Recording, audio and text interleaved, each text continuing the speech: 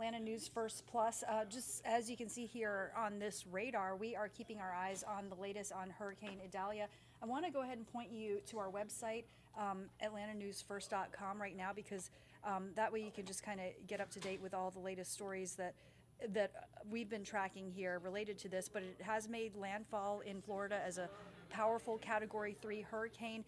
There actually is a state of emergency that has been declared in Georgia as well because of the impacts here. But Atlanta News First does have crews in Perry, Florida, and Savannah, Georgia. We're going to bring you live team coverage throughout the day. I'm going to have a little bit more on the impacts here in Georgia and the preparations, but for right now I want to hand things over to meteorologist Rodney Harris.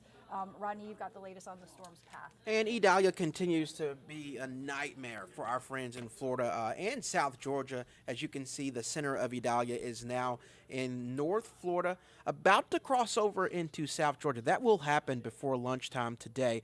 It has been not that long since we've actually seen a hurricane impact South Georgia. Hurricane Michael was in South Georgia in 2018. Before that, it was back in 1979 when we had a Category 2 hurricane, to be more specific, to impact South Georgia. And we always talk about the fact that the impacts of these systems happen well before the center actually moves into your area. And it's been raining all morning in South Georgia. We've had multiple tornado warnings in South Georgia as well. So they're already seeing the impacts in Florida and North Georgia. In fact, if you look at this loop, you can see where the rain is really starting to lift out of Florida, at least North Florida, and the focus is starting to become South Georgia. So what we'll do now is give you an update on the stats for Idalia. The winds are at 105 miles per hour.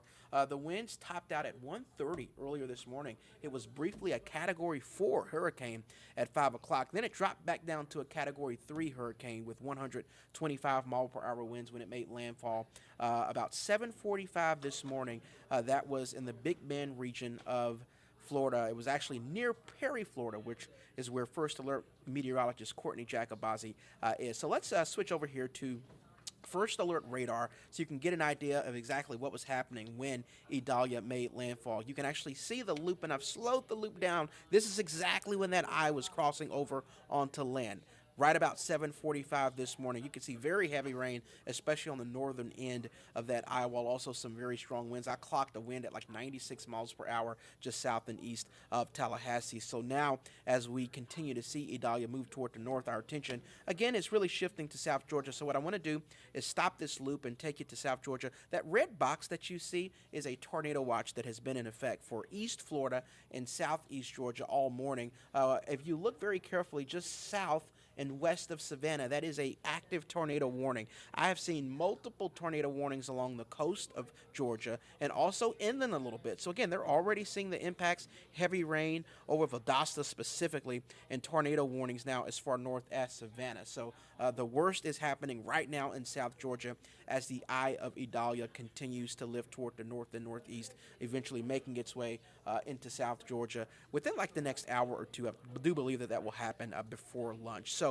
let's go a little bit further north, because if you are watching in North Georgia, we are starting to see some impacts in Putnam County. You can see the outer rain bands are starting to impact you in Edenton. Also, for those of you in Greene County, you're starting to see that rain. And we've been talking about this for the past couple of days. In Metro Atlanta, we're really not going to see a huge impact, but our southeastern counties in North Georgia, specifically Jasper, Putnam, and Greene counties, you will see more rain, maybe like an inch or two of rain before this is all said and done. So we do have an active flood watch that is in effect for you, and we'll get to that in a second. But here is that important high-resolution forecast model that'll walk you through what we can expect here in North Georgia. It's already showing that light rain that's impacting those of you in Jasper County, in Putnam County, in Greene County. Notice how that light rain basically stays southeast of Metro Atlanta for the rest of the morning. So if you're watching right now, if you're listening in Metro Atlanta, it's dry, it's cloudy, but it's dry, and it will stay dry for the rest of the morning. But what will happen this afternoon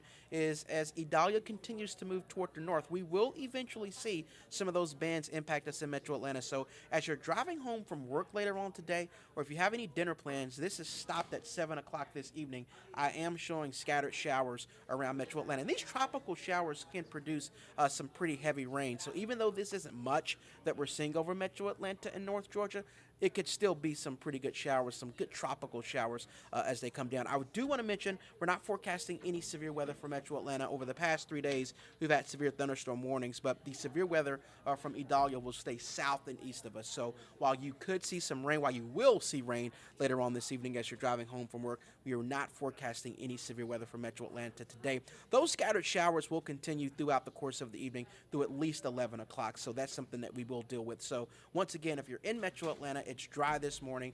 It's dry for much of the afternoon, but by the time you're driving home from work, we will start to see those scattered showers increase throughout the evening time. So here is the flash flood watch I was telling you about. It does not include Metro Atlanta, but if you are in Jasper County, Putnam County, and Greene County, you are under this watch until 2 o'clock on Thursday morning. And even for you, we're not going to see a ton of rain here, but because of all the flash flooding that we have seen over the past few days, it won't take a lot of rain to produce some isolated flash flooding. So stay weather ready for those of you in Monticello, Edenton, and Greensboro. We'll keep you up to date on any potential flash flooding. Not seeing that now, but that will be possible for you by the end of the day. So this map also tells the story. We have what you see in purple, that dark purple, which are hurricane warnings that basically cover the entire coast in the southeastern sections of Georgia. And what you see in orange, those are tropical storm warnings, which go all the way up to central Georgia. In fact, if you are in Putnam County, if you're in Jasper County, you are just north of a tropical storm warning. You're not under it, but you're just north. And that tropical storm warning means that we're expecting not only heavy rain, but winds of at least 39 miles per hour. And when you combine that rain and that higher wind, that can be pretty dangerous. So again, a tropical storm warning. That includes Macon. It's basically for central Georgia, but it does not include us here in Metro Atlanta. So that's what we're looking at with Idalia. Again, a pretty big storm here. It did make landfall at 7:45 this morning in the Big Bend of Florida, near Perry, Florida, where First Alert meteorologist Courtney Jacobazzi was providing you live updates, and will continue to provide you live updates throughout the morning.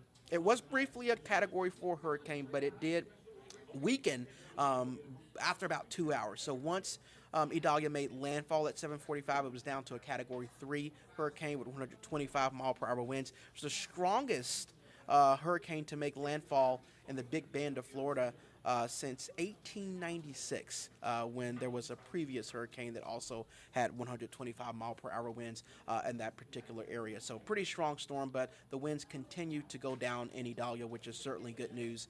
But it will still continue to be a pretty big impact for our friends in South Georgia. So we'll bring our radar back up so you can get an idea of what's happening right now. And again, the center is just north of Perry now.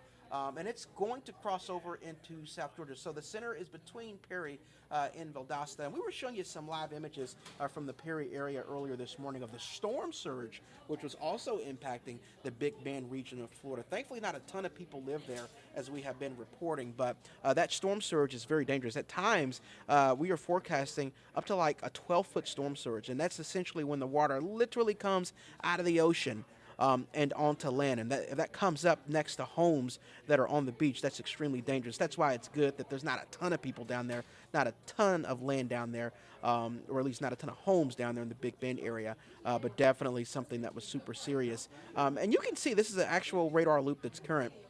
After several hours of very heavy rain, the heavy rain is now starting to lift out of Florida again and moving more into South Georgia. So our friends in Valdosta, they're seeing heavy rain right now. That's going to continue for them for the next several hours. And again, in addition to that heavy rain for southeast Georgia, they will also see some isolated tornado warnings that will continue. But for us in Metro Atlanta, it will not be as big an impact for us, but watch out for some scattered rain in Metro Atlanta as you are driving home from work later on today, or if you have any dinner plans. That scattered rain will be around without any severe weather, but scattered rain late in the afternoon and extending into the evening. I will say, super important, if you have any Labor Day plans in Metro Atlanta, it'll be completely dry.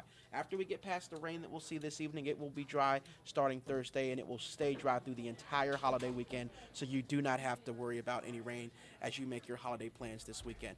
We will keep you up to date on the forecast aspects of Idalia, but for now we'll bring Joy back into the picture, because this has been an unbelievable amount of rain and impacts that our friends to the south have been seeing.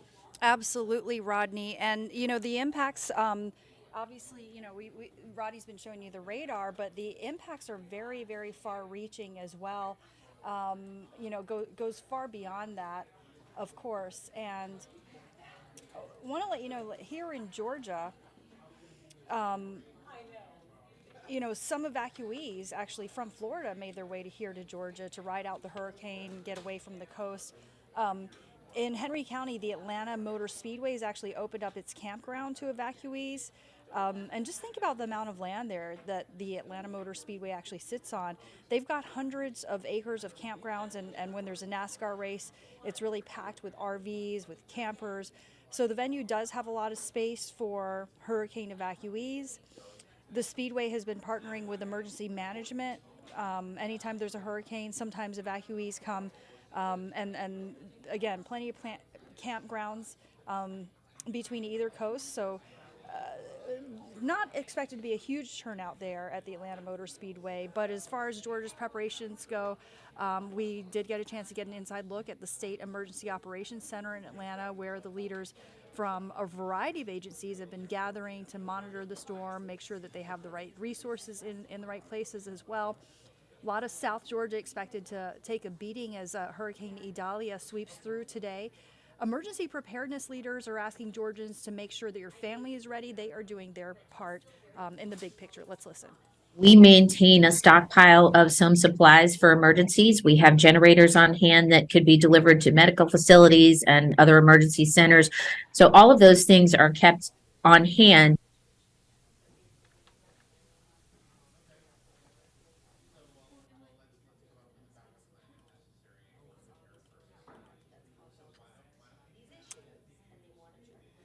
And they do have a specific area set up for hurricane evacuees. So far, it is empty, but if you know someone with an RV or a camper on the road looking to hunker down, maybe you want to let them know about the Atlanta Motor Speedway as a potential place where they can go. But also want to let you know it is impacting flights.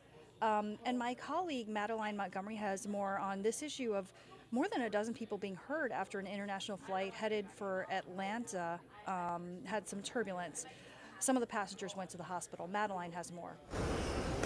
Just a terrifying situation for 11 people. Instead of rushing over here to get their bags, they ended up being rushed to the hospital. That flight landing here a little before 7 last night. Delta tells us that there were 151 passengers and 14 Delta crew members on that flight from Milan to Atlanta. According to Delta, passengers and crew members were injured in that extreme turbulence. 11 people going to the hospital, Border Patrol having to clear them before sending them off. Delta's providing food, hotels, and rebooking for the customers on the flight who were not hurt. And Delta spokespeople had this response to the incident. They say Delta care team members are mobilizing to connect with customers on Delta Flight 175 that experienced severe turbulence before landing safely in Atlanta Tuesday. Our priority is taking care of our customers and crew who sustained injuries. We are grateful for the first responders who met the aircraft to provide medical attention and who are transporting the injured to the hospital. And according to a statement from the airport, none of those injuries were life-threatening. Reporting at Hartsfield-Jackson Atlanta International Airport, I'm Madeline Montgomery, Atlanta News First. And again, just a reminder for everyone, check on atlantanewsfirst.com for the latest updates. And if you haven't done so yet, we encourage you to download our free Atlanta News First app. You can get alerts sent right to your phone as well there. And if the storm is impacting you, that's the way that you're going to know about it. But, I mentioned this just a little while ago, and if you're just joining us, just bears reminding that Governor Kemp has declared a state of emergency for all of Georgia because of this hurricane. And I'm just pointing you to this story on atlantanewsfirst.com so you can read a little bit more about it. But certainly they are taking it seriously, taking extra precautions.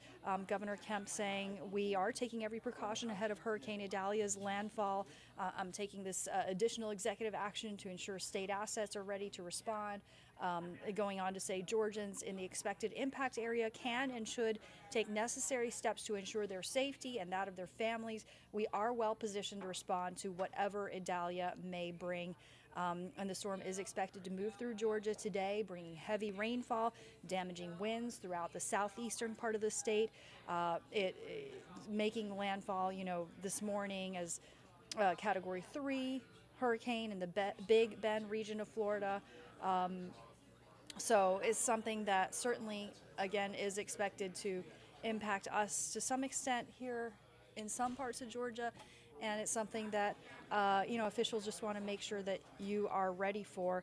We do have crews in Perry, Florida and Savannah, Georgia, to bring you the latest updates on this hurricane throughout the day, because you look at the radar and you can see some of the impacts right here in Georgia as well. But yeah, if you have not done so yet, I encourage you to sign up for alerts to get sent straight to your phone via our free Atlanta News First mobile news app as well. But I want to show you this video. Apologize, just this. Look at some of this video, some of these scenes that we're looking at associated with this storm. Very angry oceans, as you can see. Look at the sky there. So it's something that obviously you are encouraged to take very, very seriously for your own safety. And like I mentioned to you, the Atlanta Motor Speedway is now set up as an evacuee family campground. If you know anyone that needs a place to go that may be in the path of that storm, that is definitely another resource for them as well.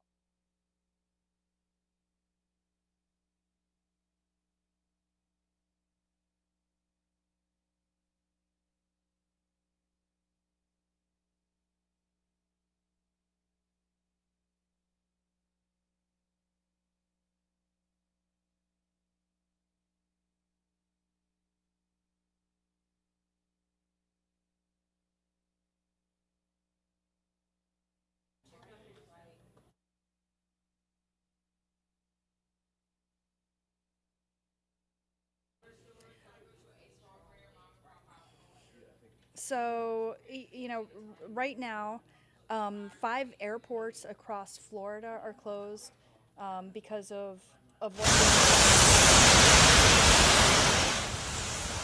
So 5 airports across Florida are closed. Parts of Florida are under a no-fly zone because of Idalia, and many airports, including here in Atlanta, are experiencing delays or cancellations. At last check, at least 109 flights had been canceled here at home at Hartsfield-Jackson International Airport. At least 80 or so delays. And again, a lot of the evacuees from Florida have made their way up to Georgia to ride out the hurricane away from the coast. And, like I've mentioned, we've had reporters fanned out in the areas that are being impacted by the storm. So I want to share a little bit more with Atlanta News First meteorologist Cutter Martin. One of Georgia's most vulnerable barrier islands getting ready for the impact from Hurricane Idalia, but it is a story of calm preparation, not evacuation on Tybee Island. There is no mandatory nor voluntary evacuation for Chatham County Islands. Though the elevation just a handful of feet above sea level, folks are certainly preparing for the risk of coastal flooding, especially with Wednesday evening's high tide. It is a scene of neighbor helping neighbor here on Tybee Island. We were out here just bagging for people who can't bag, so getting a little exercise and getting some bags out here for people to come pick them up. Preparation in the cities, they've dumped sand where it could possibly come in through the back, and on the open areas, there's 3 areas where it can come in, so they've dumped big piles of sand to help as well. And Department of Public Works, I believe they have to stay on the island tonight. And as the local said, it is a story of leave a couple, take a couple, make a couple. Neighbor helping neighbor here to make sure waters are not inundated with salt water as we approach that time of highest tide again Wednesday evening. Tide levels could get high enough to cut access to the mainland off Wednesday evening. Highway 80 very vulnerable to flooding. Right now forecasting a high tide north of 10 feet. Not record territory. That was set by Hurricane Matthew back in 2016, greater than 12 feet. Nonetheless, high enough to potentially close Highway 80 access to and from the mainland as the worst of the weather rolls through this portion of the coastline Wednesday evening and Wednesday night. We'll keep you covered through the event. Right now, reporting on Tybee Island. Cutter Martin, Atlanta News First. All right, our thanks to Cutter for that report. Something else that many people have been concerned about is funding from FEMA and whether there would be enough to cover any potential damage from this storm. Let's take a closer look at that issue. As Hurricane Idalia nears Florida, you see its size and speed.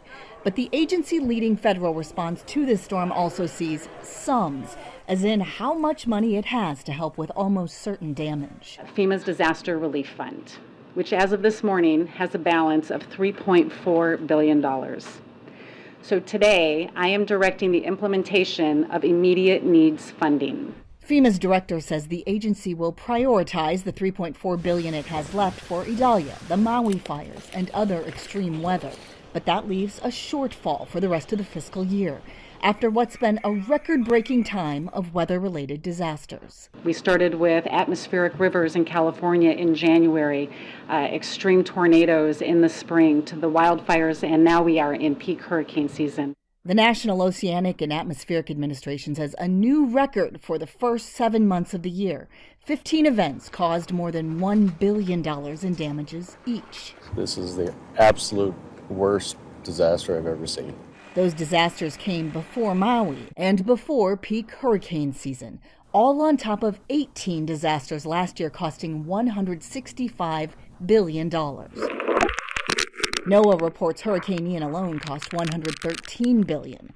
This year, FEMA's asking Congress for $12 billion more to get through the fiscal year, hoping it's enough to be prepared for weather extremes not seen before. This is our new normal. I'm Emily Schmidt, reporting.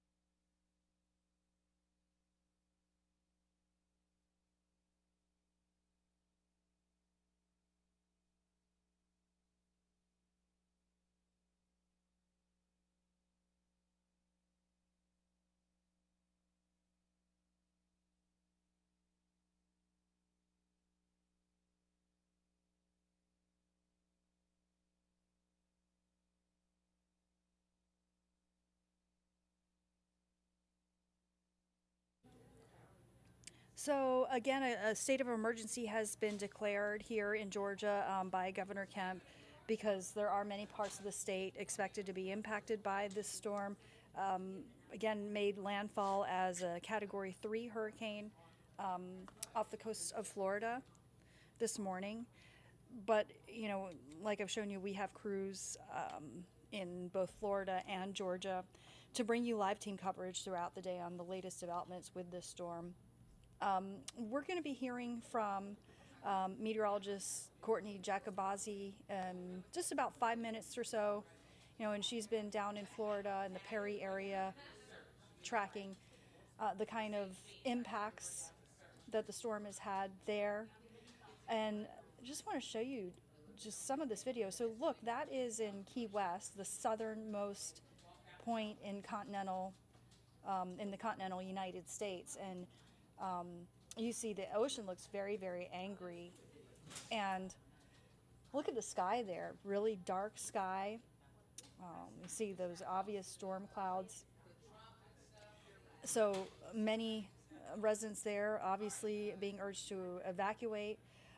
If you're traveling, like I mentioned a little bit earlier as well, you can expect an impact because hundreds, well, at least 100 flights have already been canceled out of Atlanta, and more than 80 delays, and that number is expected to keep on changing. We expect more cancellations and delays to come. But just a reminder as well, The Atlanta Motor Speedway has now been opened up as an evacuee campground. Obviously, a lot of space out there. So, that's just another resource for someone. If you know people who may be in need of that, that's an option. But if someone is on the road with an RV or a camper, it's not a good place to be, and they should probably hunker down. So the Atlanta Motor Speedway, again, that is a place where they can go and kind of seek shelter and have refuge and camp out as well. But again, emergency management officials have been partnering with the Atlanta Motor Speedway. Anytime that there's a hurricane, we've seen that in recent history here in Georgia. The State Emergency Operations Center in Atlanta has leaders from a variety of agencies gathering to monitor the storm, make sure that they have the right resources in the right places as well. But if you haven't done so yet, I like to point out you should download our free Atlanta News First app so you can get alerts sent straight to your phone, particularly if there's an impact in your community. That'll let you know about it. I want to hand things over to my colleague Maria Moreau, who's going to take over our coverage as we have team coverage on Hurricane Idalia. Thanks so much, Joy. We are continuing our coverage here at Atlanta News First Plus of Hurricane Idalia, who has since made landfall. If you're just joining us, we're going to reset for a moment.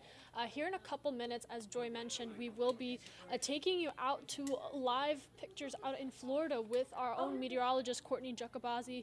Our team here, actually 3 of our field crews took to Florida, took to coastal Georgia to bring you up close with this hurricane and just show you the strength that we're continuing to see as it really makes its way through Florida. And we've got updates from officials, of course. We're anticipating to hear from Governor Kemp, who is expected to hold a press conference at 11:45 from the emergency center, just detailing response effort in coastal Georgia and the Georgia communities that are expected to be impacted. I'm going to take a second here and pull up this radar for you while I get our meteorologist Courtney Giacobazzi joining with us, and then we'll pick up starting with Florida and what the devastation is out over there in Perry, and continue our coverage with the rest of our Atlanta News First team and the latest on what we're learning.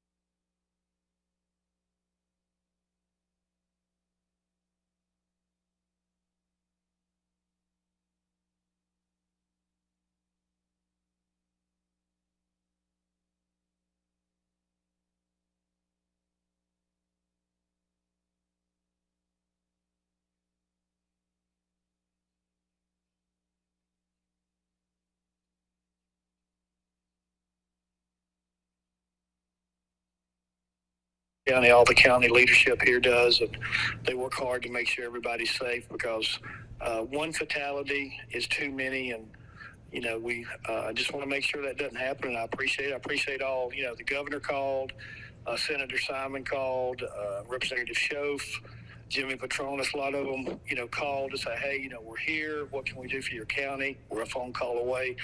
That's important too, to know that we have those relationships here in Franklin County with those, with the state leadership. Yeah, for sure. And we'll let you go in a moment, Sheriff. But, for you guys, it'll always go back to Michael. And I know it's early to survey the damage, but comparing it to Michael, does it seem like it wasn't nearly as strong? On St. George, any updates on St. George? Anything else you can compare? We just had a couple of, it's nothing like Michael. Okay. We just had a couple of roads flooded on the Bayside. And besides that, I think we had a couple of trees down on Highway 65, but it's nothing in comparison. So we're very fortunate. We're blessed. Okay. Anything else you wanted to add, Sheriff? That's it. Thank you for, just checking in with us and getting the word out to folks. And again, we want to thank everybody that followed our instructions. And we can never take these storms for granted, because, just like this one, it could have changed where it would have been worse for us. It changes on them, so quickly. Yeah, and of course your friends over at the Taylor County Sheriff's Office, the Madison County Sheriff's Office, a lot of folks dealing with some tough situations today, of course. So we're thinking of them, but we're of course thankful for you guys as well. So thank you so much. And we'll be reaching out to them too. I talked to Sheriff Pageant about an hour ago. We're going to be, offering them any help that we have. So thank you again. Yeah, that's great to hear, Sheriff. Take care. Thank you. All right. Bye-bye. All right, and again, that was Sheriff A.J. Smith out of Franklin County with some good news there. At least, he said things are looking good. At least there are some spots. So that's nice to hear. Yeah, absolutely, because we knew it took that track to the east towards the end, and that meant good news for Franklin County. This is Franklin County. You're looking at the live view of Island Park, and if you had told me a hurricane had moved through within the last couple hours, you never know. Even the porta potty is standing up straight there.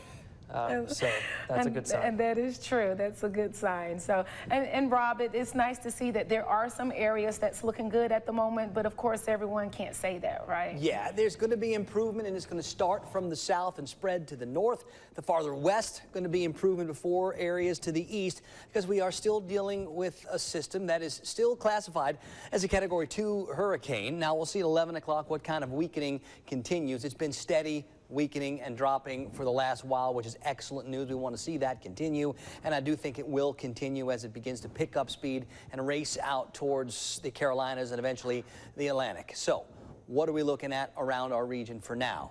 Well, our coastal areas are waving goodbye to even those wraparound showers, but areas into Lowndes County, into Eccles County, into parts of Brooks County, we still have quite a bit. And I think as we head up towards Clinch and areas farther north into southeastern Georgia, we are still going to be dealing with what's left of that core. And you can see maybe a little circle there trying to form in a couple of spots where it's maybe a little bit easier to see where that rotation is, and it's this batch over here of these reds and oranges that is just north of where that center of rotation is.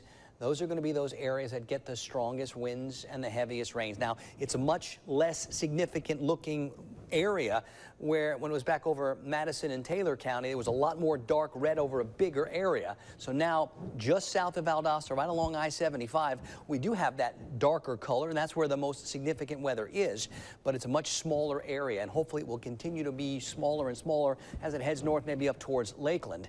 Now, I see some showers still spiraling around that, so through Quitman and back over towards Thomasville and Boston, we still have some rain coming down in varying degrees of it, but a lot of the worst of it is working its way east and north. And now if we zoom in here on some of those rainfall accumulations over the past 12 hours, you can see that areas from near Cherry Lake to just south of Valdosta are probably up over 8 inches worth of rain, while quite a big area from Asheville to Quitman to Valdosta back down to Madison and all the way down to Shady Grove, probably in that 4, 5, or 6 inch range. And then we can see on a wider view all that blue color, which is probably more than 2 or 3 inches worth of rain. So lots over just the past 12 hours, and that's why we've got some of those flooding concerns. The current wind speeds, these are the sustained winds at the surface where we'll feel them. They're mostly below 30 miles per hour, and Perry still 31 miles per hour. And we can certainly pick out those different wind directions. In Quincy, the wind is from the north. In Tallahassee, it's from the northwest. In Perry, it's from the west. At Lafayette High School, it's from the north. In Valdosta, it's from the northeast. In Homerville, it's from the east. So that circulation, that counterclockwise circulation, is still doing its thing. Those wind gusts were really dangerous at times. Saw wind gusts around Perry at 85 miles per hour a couple of times. Saw them in Valdosta up over 52 miles per hour, up to 53. There you go, 67 and 69 mile per hour wind gusts. So really, really dangerous stuff. Now, not everybody felt that kind of wind, but certainly from Valdosta to Perry and east, that's where we've seen those strongest wind gusts. And those are those 2 or 3 second bursts. And even in the areas farther back to the west, away from that core, 25 to 45 mile per hour wind gust. That's dangerous stuff. And we've had plenty of dangerous wind out there and still will have more for another couple of hours, especially in northern and eastern areas near the I-75 corridor. Those stripes of more significant rain that have been falling through parts of our area, they're getting a little bit less pronounced. We still do have some flash flood warnings. It almost feels like over the past hour or two, the storm is moving almost due north as opposed to northeast, so it continues to wobble and bend around like it's been doing since the get-go. Around Cairo, not quite as far west as Bainbridge or Attapulgis, there's a decent little batch of rain that extends down into parts of Gadsden and Leon County. And as that swings through, it's spiraling around the whole system. That will likely pivot through areas in Jefferson County and in Madison County, too. So there'll be more rains that still continue to pivot around that area of low pressure that's lifting away. Here's what it looks like on the big view. And you can see that counterclockwise circulation and all those bands of rain. Now, there are more significant ones well to the south and over the Florida Peninsula, and those too will continue to spiral around. And those are going to be the ones that are more susceptible, especially, I think, the ones that come back towards land, maybe up towards Charleston, where there could be more of those spin-up tornadoes. Now, I can't rule those out completely for our area, so we're still watching for that. But it feels like the threat for that is more to the east, both north and south, but especially, I think, to the north. And it does feel like the entire threat from what's left of Idalia will continue moving more to the north and starting to pull away from our area. That does mean we're not going to still get rain probably past lunchtime. We are, especially in South Georgia. And right now it's heavy rain coming down around Valdosta, significant heavy rain coming down around Valdosta. And that's what piles on to those rainfall accumulations. And that's why we end up dealing with those flood concerns. And that is really dangerous stuff. And it takes hours and hours and hours, days sometime, for those flood levels to subside, especially as that water is trying to find some place to run off to. Now, there is a pretty clear back edge, which is good and encouraging, because the more that gets into that back edge, we start to bring in slightly drier air, we start to clear things out, and then we set ourselves up for a better chance at surveying what happened and being able to put things back together. But the time to do that is not right now. Let it all pass. Let it all get out of here. Let those winds calm down. And if you're thinking about, you don't need to get anywhere. You need to stay right where you are, because being on the roads is only a dangerous thing. And of course, that's only going to put yourself and everybody else in danger.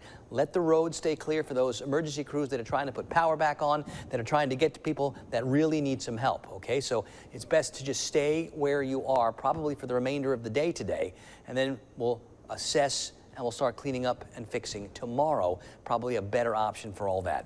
One more look at the numbers on Idalia as of 10 o'clock. We're still 20 minutes away from the 11 o'clock advisory. I'm not going to stay on here for 20 more minutes, but by 11 o'clock, I think we'll see another significant downgrade to this, and hopefully it will continue to weaken, and it should continue to weaken, and it should continue to pick up in speed. That's also a really important thing. The faster it gets moving and the faster it gets out of here, the sooner we can start to put things back together.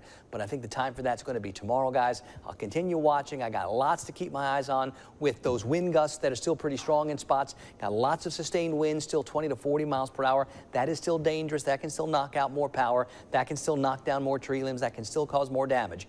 And I'm getting plenty of reports that over in Madison, lots of damage. I've seen a whole bunch of pictures on Twitter. I've seen a whole bunch of videos on Twitter too. So if you've got some of those, if you have them, you want to send them our way, you can post them on my social media. You can send them to the station. Go to our WCTV.tv webpage. Go to the Share It tab. All right, and I did just want to dip into our sister station a little bit, just to show you a little bit of what is going down there. I feel like a meteorologist is the best person to explain the situation as it's developing, but I want to take you out to this live look right here from our sister station, WCJB. This is out in Tampa, Florida, where you can see, I mean, the effects of this hurricane and just the storm that it is carrying through.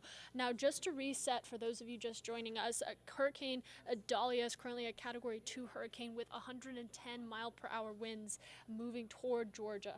So we are staying up to date on that, and we are anticipating at 11:45 here in about an hour, Governor Kemp will be addressing response efforts and preparation efforts as this storm and this hurricane comes barreling towards us. We have learned that many in Florida have lost power, understandably, and are just trying to deal with some of that devastation. I'm going to take you to our website here temporarily. This is, if you are on the go but you want to continue staying with us on this coverage, our Atlanta News First app, we are live with wall-to-wall coverage here on Idalia, and you can see the latest updates coming in. We're updating you on our website. And what we're seeing both in Perry and Savannah and throughout the path of Hurricane Idalia, and just some of the video here I can play for you from our meteorologist Cutter Martin, who, by the way, is in coastal Georgia.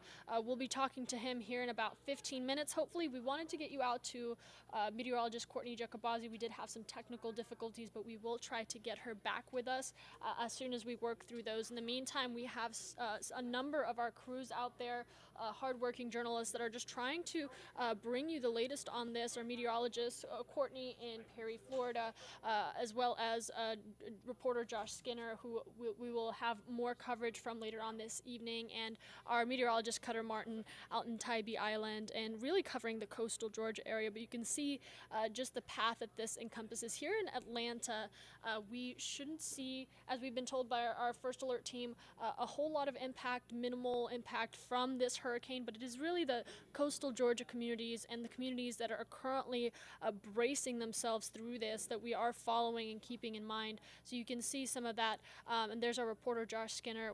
Again, with these updates that are coming in, all of these are coming out. We're putting that out to you right here, but let's visit coastal Georgia for a moment with more from Cutter Martin.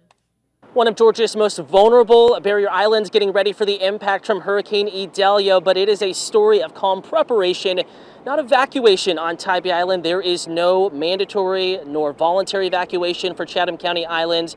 Though the elevation just a handful of feet above sea level, folks are certainly preparing for the risk of coastal flooding, especially with Wednesday evening's high tide. It is a scene of neighbor helping neighbor here on Tybee Island. We were out here just bagging for people who can't bag, so getting a little exercise and getting some bags out here for people to come pick them up. Preparation in the cities, they've dumped sand where it could possibly come in through the back, and on the open areas, there's 3 areas where it can come in, so they've dumped big piles of sand to help as well. And Department of Public Works, I believe they have to stay on the island tonight. And as the local said, it is a story of leave a couple, take a couple, make a couple. Neighbor helping neighbor here to make sure waters are not inundated with salt water as we approach that time of highest tide. Again, Wednesday evening, tide levels could get high enough to cut access to the mainland off Wednesday evening. Highway 80 very vulnerable to flooding. Right now forecasting a high tide north of 10 feet. Not record territory. That was set by Hurricane Matthew back in 2016, greater than 12 feet. Nonetheless, high enough to potentially close Highway 80 access to and from the mainland as the worst of the weather rolls through this portion of the coastline Wednesday evening and Wednesday night. We'll keep you covered through the event. Right now, reporting on Tybee Island, Cutter Martin, Atlanta News First. And taking you out to some pictures from above of Hurricane Idalia, now Category 2 hurricane, and making her way towards Georgia, again through the northern Florida community, as many are just bracing for it. This was earlier. You could see some of the storms just in that aerial model, and some from the ground there, as that storm kind of made its way through Florida, now in Florida, heading towards Georgia. Again, looking at Georgia a little bit, we are expecting Governor Kemp to provide an update on response efforts. I'm going to pull up here so we could take a look some of the reaction that's coming through, as I imagine many people are bracing themselves through this, trying to weather this storm. I'm going to pull up our Twitter here and just take a look at some of this commentary that's coming in, if you'll bear with me. But as you can see, a lot of flooding, a lot of heavy rain, strong winds. This is not a storm that you want to treat lightly. and a lot of people just trying to get through today and possibly tomorrow as this storm makes its way. Again, high-speed winds, heavy rain, just a mess for so many dealing with some of this devastation. And this is not a storm that anyone can really prepare for, but you can do what you can to secure your belongings, to secure a safe shelter for you and your family. But really, it's just watching that time pass, taking you back out to our sister station WCJB, a live shot off of their camera of Tampa, Florida, where we did hear that the Tampa mayor is going to be delivering remarks on updating the Tampa community on some of what they're seeing, their response efforts, and really the current state. This hurricane, again, a category 2, a major hurricane, moving through Florida into coastal Georgia. So we can see just some of that just from this live camera. Let me see if I can pull up another shot for you all of a Longboat Key. I'm going to try to pull that up so you can see just different angles. The camera clearly drenched from the rain. This is an earth camera, and you can just see some of that wind visible just in the shaking of the trees from the movement of the water in the ocean. This is really on the outskirts of this storm, but Hurricane Idalia, of course, making her way now on the Florida border from what I'm seeing on our radar. Again, going to be making official landfall into Georgia here shortly.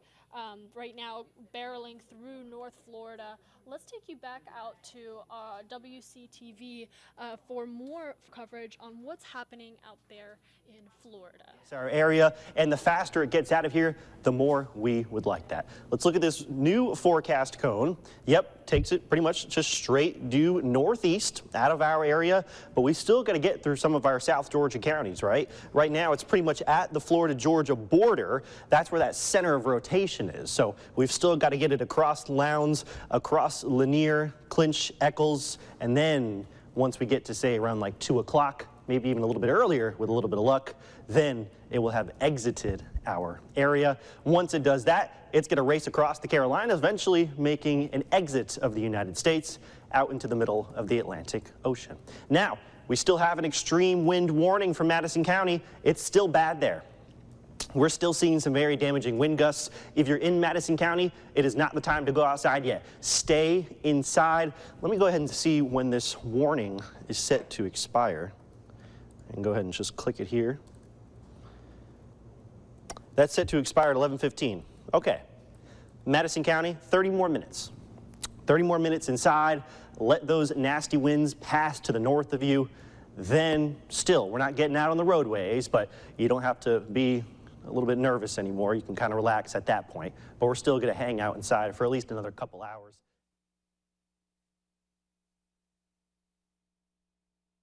All right, and taking you back out to our Twitter here, where I have the National Hurricane Center pulled up, and you can see the latest alert. I'm going to click on that so you can just see it a little bit better. Hurricane Idalia, the center of Idalia, crossing into southern Georgia. So that's the latest update locally for us. Idalia officially crossing into southern Georgia, heading towards that coastal Georgia area, where we will touch base here shortly in about 10 minutes with our meteorologist, Cutter Martin, who is out there in that coastal Georgia community.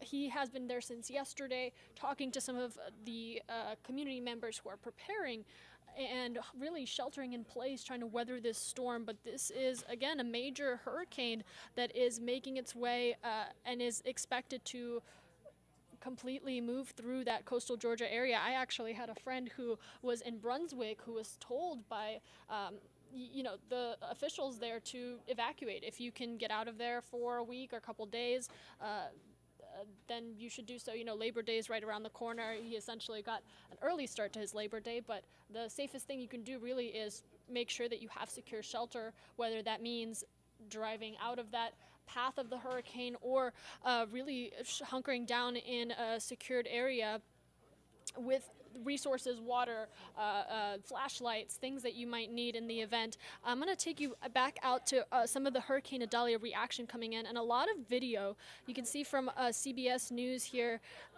That water making its way onto a major interstate, a major highway, and And as you can see, you do not want to be a car on the road right here. A few cars more on the left-hand side, but that water level alone just showing you how powerful these storms are stemming from Hurricane Idalia as she makes her way.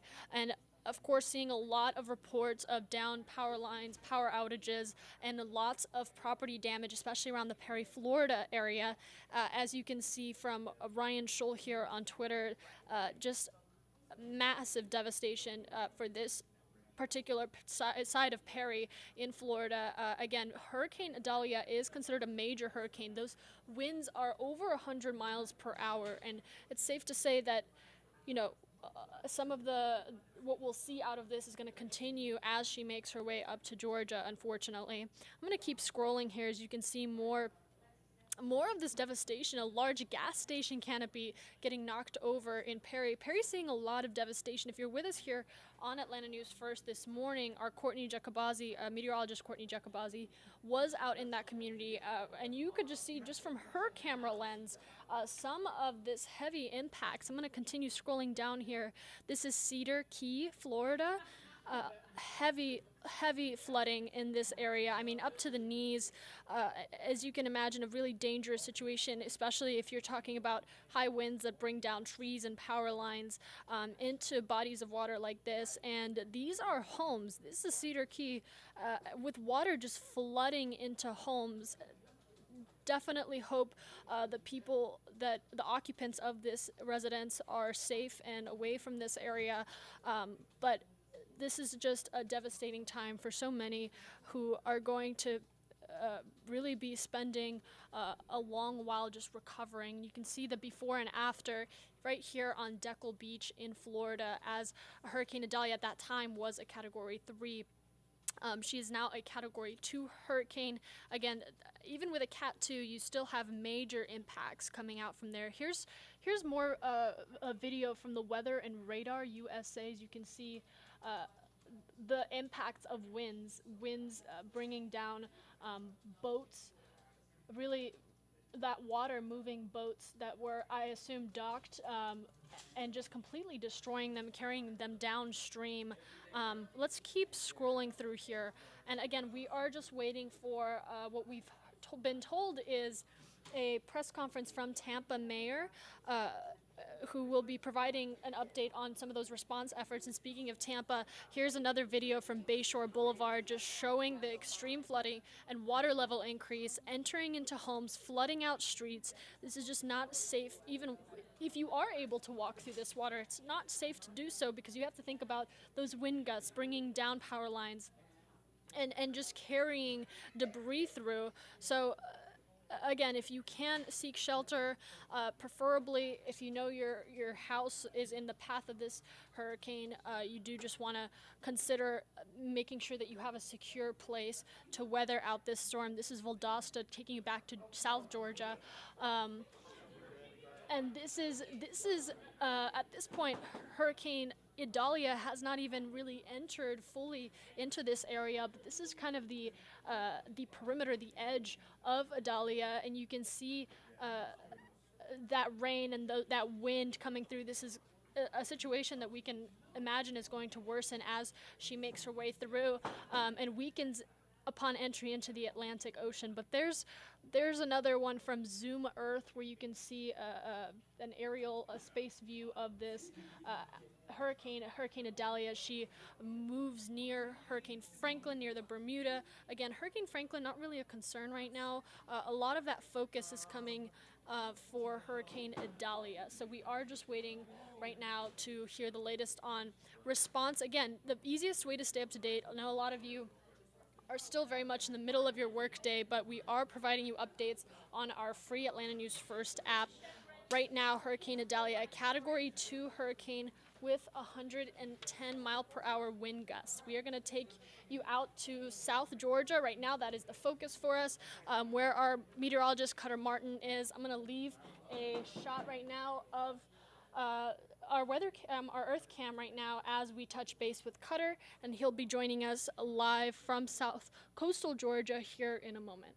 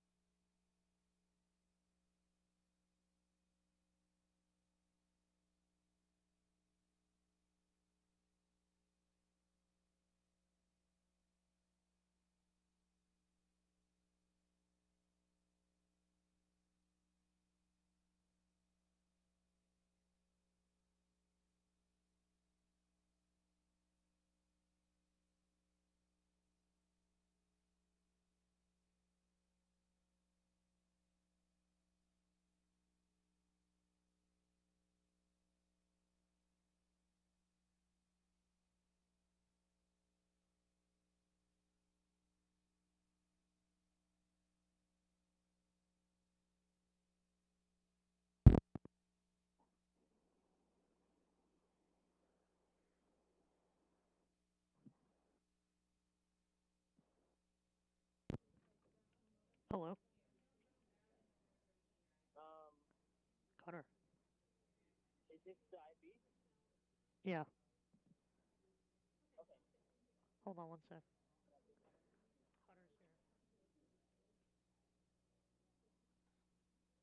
here. Hello? Can you hear us?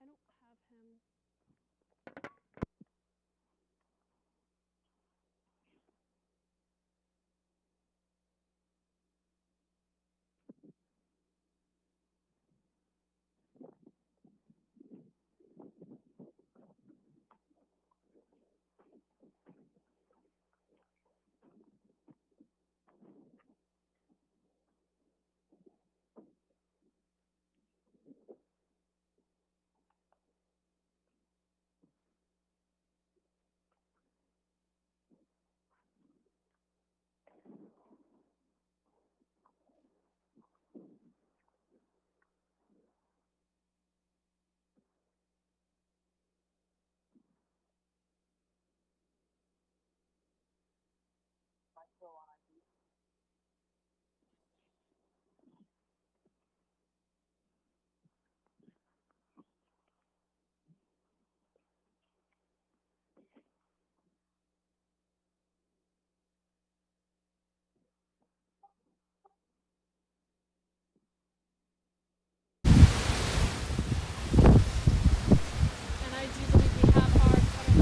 here on with us. Bear with me while we work through some audio. Cutter, can you hear me all right? I can. Okay, fantastic. Cutter, we are live right now on Atlanta News First Plus. We have been told that Hurricane Idalia has now entered the South Georgia coastal region where you are. Can you tell us what you're seeing out there?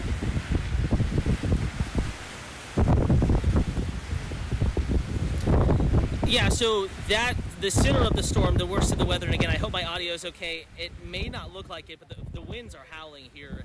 We've been gusting probably over 50 at times, already some sightings starting to come off. But to answer your question, the worst of the weather is still, about 100, 150 miles to my south and west, closer to Waycross, Georgia, Valdosta, Georgia, Tipton, Georgia, the 75 corridor through South Georgia, but it is working its way eastward, and even well out ahead of the center of circulation, the worst of the wind.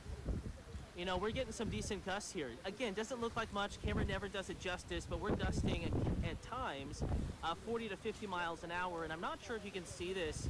The other side of our hotel, we're staying Hotel Tybee.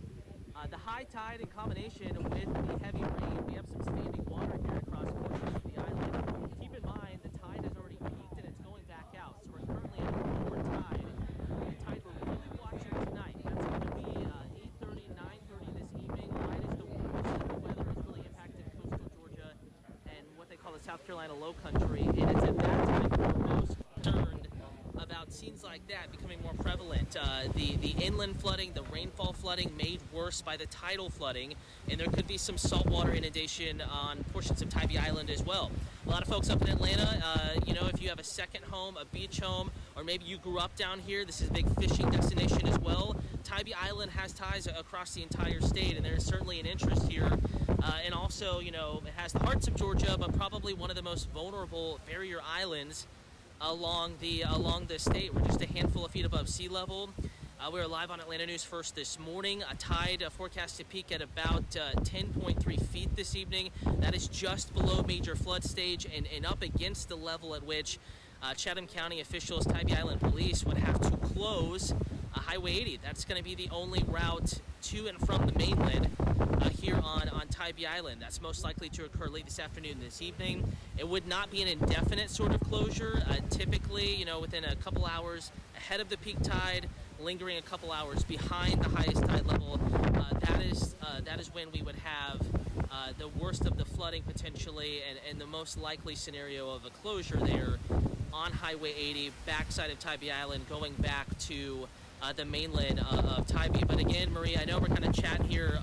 I don't know if people are asking any questions. Audio is a little tough out here, but if people have any specific questions about the coastline, maybe somewhere they have property along the Georgia coast, or maybe how the next few hours will unfold here along the coast, just give me a holler.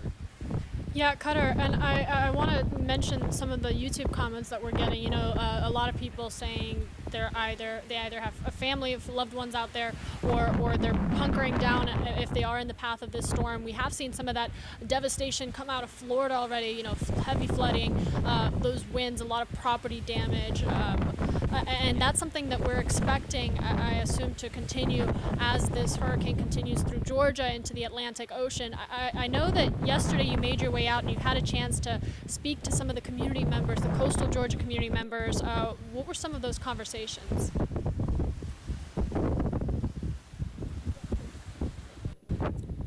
Yeah, so a lot of folks here are preparing. It's a story of preparation, not evacuation. No mandatory nor voluntary evacuation here in Chatham County, the county in which Tybee is a part of. However, certainly locals are taking heed of any warning given by local officials, and the wind's picking back up again as we have a band moving back in. There were sandbagging stations. People know if their particular home is at risk. Portions of this island did flood just a few years ago. Hurricane Matthew in 2016, some of those same homes flooded again during Hurricane Irma of 2017, not because of rainfall flooding, but because of high tides, higher than what is forecast tonight, but close enough to where they don't want to write it off and not be concerned and not make any preparation. So there were sandbag stations here yesterday, 2 loads of sand. Folks were coming out for free, city doing it for free, kind of bagging up some sandbags, and a lot of people were maybe bagging an extra few for their neighbors in need. So the elderly, those that aren't as capable, could come out here and get a bag and not have to maybe spend the entire day filling the bags. It was hot yesterday in the 90s. It was feeling even hotter, very humid, of course, down here on the Georgia coast. They have the sandbags for private property, and also what they have done, and I'm gonna walk and talk a little bit here. I'm gonna watch my audio levels, because I'm sure it is quite noisy on your end. Going through a bit of a wind tunnel right now, so bear with me. I'm gonna walk you to, maybe that's a little better. I'm gonna walk you over to a beach access point and talk about what the city has done. Basically, using nature to fight nature, taking sand and piling it up across some of these beach access points to try to avoid coastal flooding. And it's going to be an access point like this.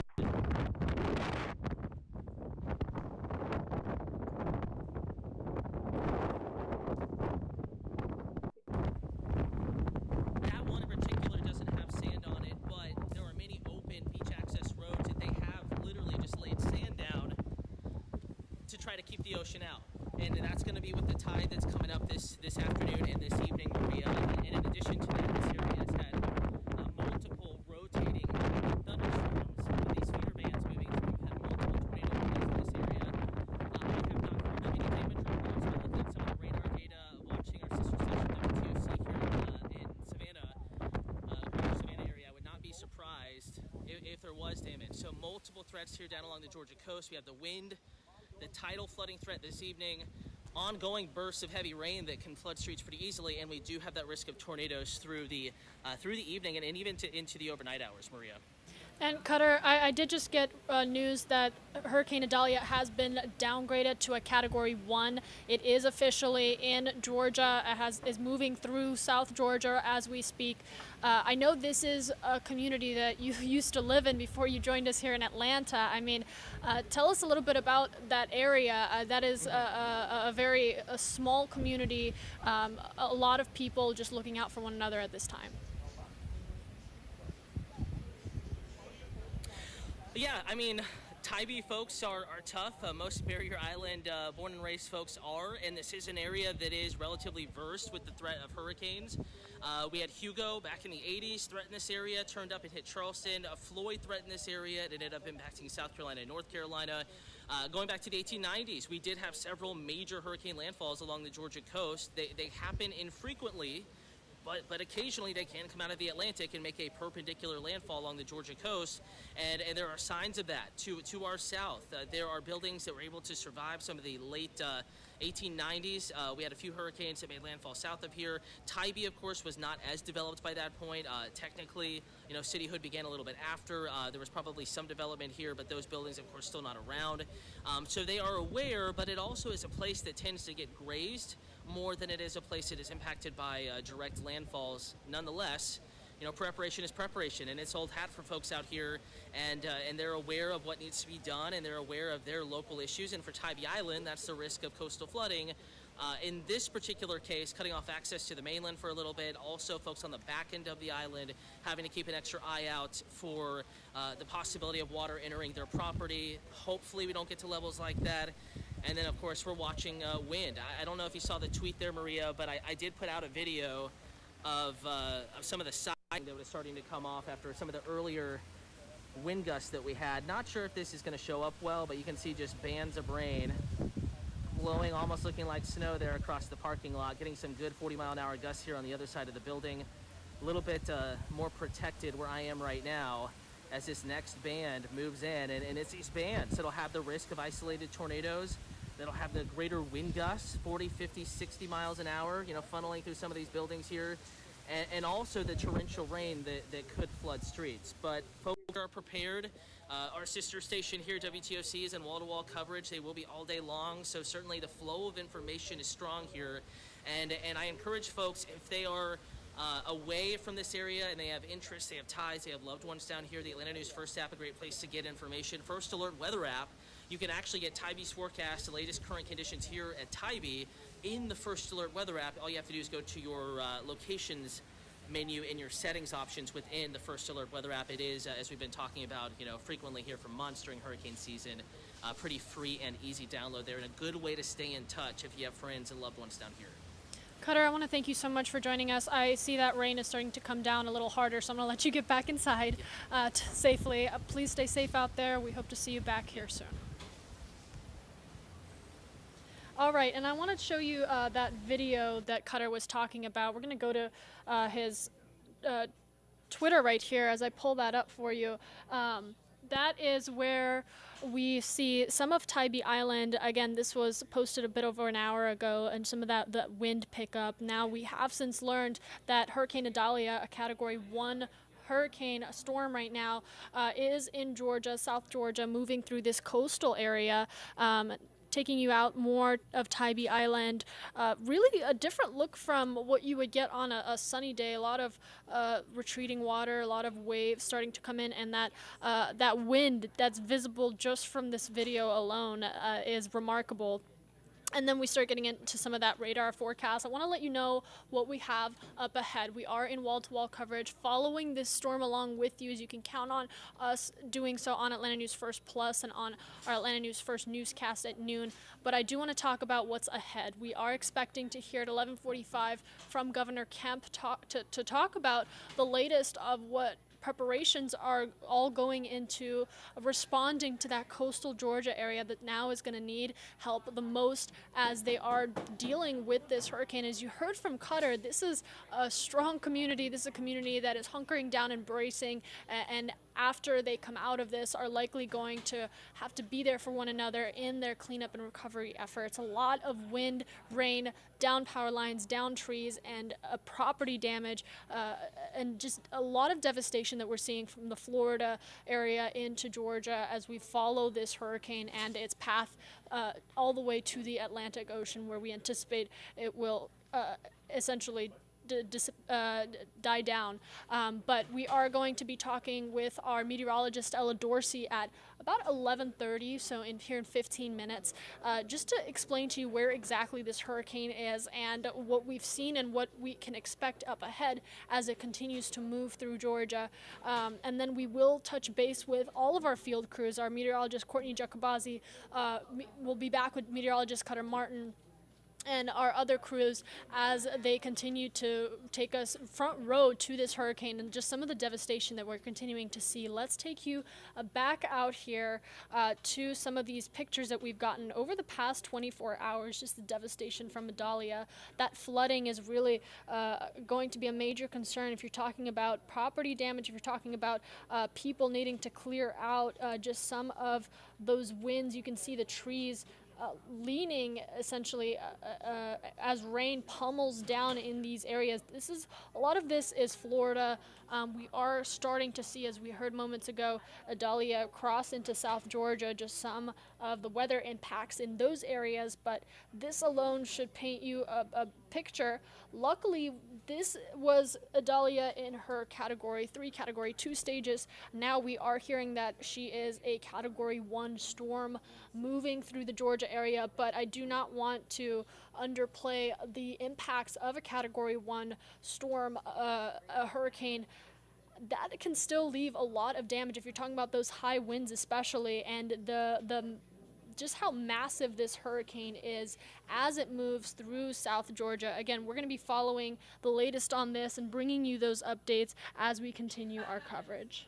Locate, and as far as we know, that was a good call, and they have been able to remain in contact with the appropriate people throughout. So we're continuing to get more information, and we're turning video around as soon as we can. We have video in our inbox of a shed apparently flying through a yard in Madison County, so we could potentially get that for our viewers in a little bit. And then as we had about maybe an hour ago, the interview with Pat Lightcap, who survived some scary scenes in Madison County. And then I think we do have some more video right here coming up, some pictures that we can show you.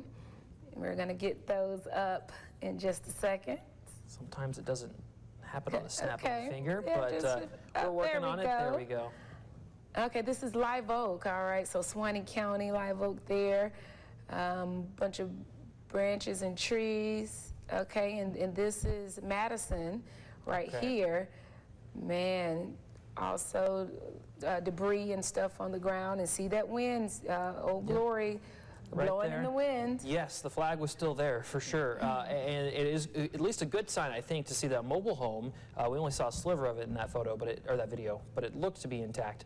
This is Tallahassee, so yeah, we got plenty of rain and wind in the capital city. The number of power outages is testament to that, and there's is that a hummingbird on the feeder, or at least a bird on the hummingbird. And I want to take you back out to the National Hurricane Center. We've been following updates from them as well as the other official updates. Again, here's some key messages from the National Hurricane Center. I'm looking at their Twitter right now, so I'm going to move my cursor here and read along with you here as they're saying there are significant impacts from this storm surge that they will expect to continue along the Gulf Coast of Florida within the storm surge warning through this evening. Now, those storms are also expected along the southeastern U.S. coast. That's the Georgia area, as we mentioned, and in our conversation with Cutter Martin, the damaging hurricane force winds will happen at the core of Idalia as she moves through southern Georgia and southern South Carolina within the hurricane warning area. And I'm going to try to see if I can zoom in here so you can have a better look. Nope, it is not allowing me to, but you can see that hurricane warning area. That's the red. So the blue that we're talking about when we focus on Georgia, and some yellow is the tropical storm watches and tropical storm warning. That is what we are expecting to see along the coast here for Hurricane Idalia, but areas of flash flooding and considerable impact. We're talking about heavy rain, strong winds. That is still expected to continue. I'm going to let meteorologist Ella Dorsey kind of get into the weeds of that as she's been tracking this hurricane the closest, but I do want to just show you some of the reaction that we're seeing come out here. As more and more people are witnessing Hurricane Idalia. Here's a video from Ron DeSantis, Florida governor, of course. I'm going to try to see if I can bring up the audio on that, and let's listen in. Down and don't take anything for granted here. This is a very, very powerful storm. Do not go outside in the midst of this storm. One of many officials who are responding to this, we're going to be expecting to hear from our own governor, Governor Brian Kemp, as Idalia moves through the Georgia area. There has been a state of emergency issued for this. Again, bringing you back out to our WCJB camera out in Tampa, Florida. This is some of the continued storm remnants that we continue to see right now. That Hurricane Idalia, a Category 1 storm now moving through coastal Georgia. I'm going to try to see if I can pull up a coastal Georgia shot here, if it will allow me. But that is where our Cutter Martin is. We just spoke to him. If you missed that coverage, you could see throughout our conversation that rain getting heavier and those winds starting to become more intense as he was talking with us, and that is really the closest that we could take you to showing how that path that Hurricane Idalia is taking as she makes her way through the Georgia area. Again, taking you back out to some of this photos and videos that we got over the past 24 hours as we were following this hurricane, just seeing some of the impacts coming out of these Florida communities now are going to start seeing these impacts in Georgia. I'm going to try to see if I can refine my search here. We can get more video for you out of Georgia. Because really that's the community that we're focusing on right now. That is actively where the effects of this hurricane are being felt the most as it intensifies in that area. The good news in all of this, if you can say it's good news, this Hurricane Idalia has been downgraded to a Cat 1. So coming out of a Category 3, upon landfall to a Category 1, we are seeing this hurricane start to weaken. Taking you back out to these live pictures here. Again, a Category 1 storm, but the effects are being felt across these communities. Savannah, Georgia right now bracing for continued strong winds, continued heavy downpours, and just the effects that a Category 1 storm can bring. Give it a shot. Yeah, you want to make sure that you're never driving in high flooded areas, because these people, honestly, very lucky that their vehicles are even able to get through that water. A lot of times that's not what happens. Your vehicle gets stuck and then that water continues to rise, and then you're ending up in a situation where you need to be rescued and things like that. So you want to make sure that you're staying home as you can. Yeah, if you can stay off the roads, please do. But if you must drive, South Carolina officials have shared some tips for being as safe as you can be with severe weather. They say if you encounter a flooded street or intersection, you want to turn around. You don't want to risk drowning in those high waters. You also want to stay away from storm damaged areas, including down trees, those power lines, and just drive as slowly as you can. Every time I see those big puddles of water, I immediately stop. I just go ahead and make the U-turn. I don't even want to deal with all that debris, though. That's a different situation for sure. Yeah, that's just one more danger. But we should be familiar with it in our area, because we get such severe storms throughout the year that we do experience flooding in a lot of areas. People should understand to stay away from, if you can't see the bottom of the water, it's not something you should be testing. For sure. And I know we've been talking all day about power outages and that being an issue potentially in our area, a big impact that we might see. So you're going to come across those times if you're out driving that you may see those down power lines and things like that. Make sure you do not drive across those, because we don't know if those are active or not. Okay, well, another impact of the wind is the Talmadge Bridge will close later today as Idalia comes through our area. The Georgia Department of Transportation made that decision ahead of the storm. The department says it will close at 2 o'clock this afternoon. They will have to inspect the bridge after the storm passes before reopening it, and we will make sure to update you when that happens. Also ahead of Idalia, the Georgia Department of Transportation removed a traffic light. It was signal at that intersection near the entrance to the Hyundai mega site. That's on Highway 280 in between Aspen Lane and Olive Branch Road. GDOT says they'll send an update when they can put that back up. Want to get you to some new video that we're just getting into. This is from Clearwater, Florida. You can really see how much that water has risen. That car almost completely submerged. Yeah, that water is almost going over the top of that car. Yeah, this is in St. Petersburg, Florida. Again, we've been telling you guys this morning, we're not going to see impacts this badly here, but this is really giving you an understanding of how powerful Idalia was when it came through Florida. Well, our First Alert Weather team has been working to get you prepared all hurricane season. Now, earlier this summer, meteorologist Andrew Gordon went to the National Weather Service in Charleston to find out how they and the National Hurricane Center put together a hurricane forecast. Take a look. From right here on the Georgia and South Carolina coastline to thousands of miles across the Atlantic, the First Alert Weather Team has you covered with any system, all hurricane season long. But have you ever wondered how we make a forecast? I'll let you know, in coordination with the National Hurricane Center and National Weather Service. Starting with the National Hurricane Center, they have an entire arsenal of equipment to monitor the tropics, including technology thousands of miles above us. We've got the satellites, way up in the sky over Earth, looking back down at Earth and we get continuous coverage of storms with that satellite data. So it doesn't really matter if they're located over the Gulf of Mexico, off the U.S. East Coast, or way over the Atlantic. Once storms get closer to the coast, NOAA and the U.S. Air Force deploy the hurricane hunters to fly into and above these tropical systems. While in flight, these planes collect important meteorological data, such as peak wind speeds and pressure ratings that help determine how strong a storm is. That data then gets sent directly back to forecasters and ingested into the latest forecast model runs. The forecaster is actually going in there, and they're seeing all the different model data that's predicting or simulating what the storm may do. And then the forecaster is going through that system and essentially clicking where they think the storm will be at each day in the future. From that point, meteorologists at the National Hurricane Center can make forecast graphics, such as the cone of uncertainty. The cone, from our point of view, is meant to be a high-level look of what the storm may end up doing. Really, all it is where might the center of the storm move? And so all the hazards that actually cause damage and even death, that extends beyond the boundaries of the cone. So we really try to get people to understand, don't just look at the cone and make all your decisions off of that.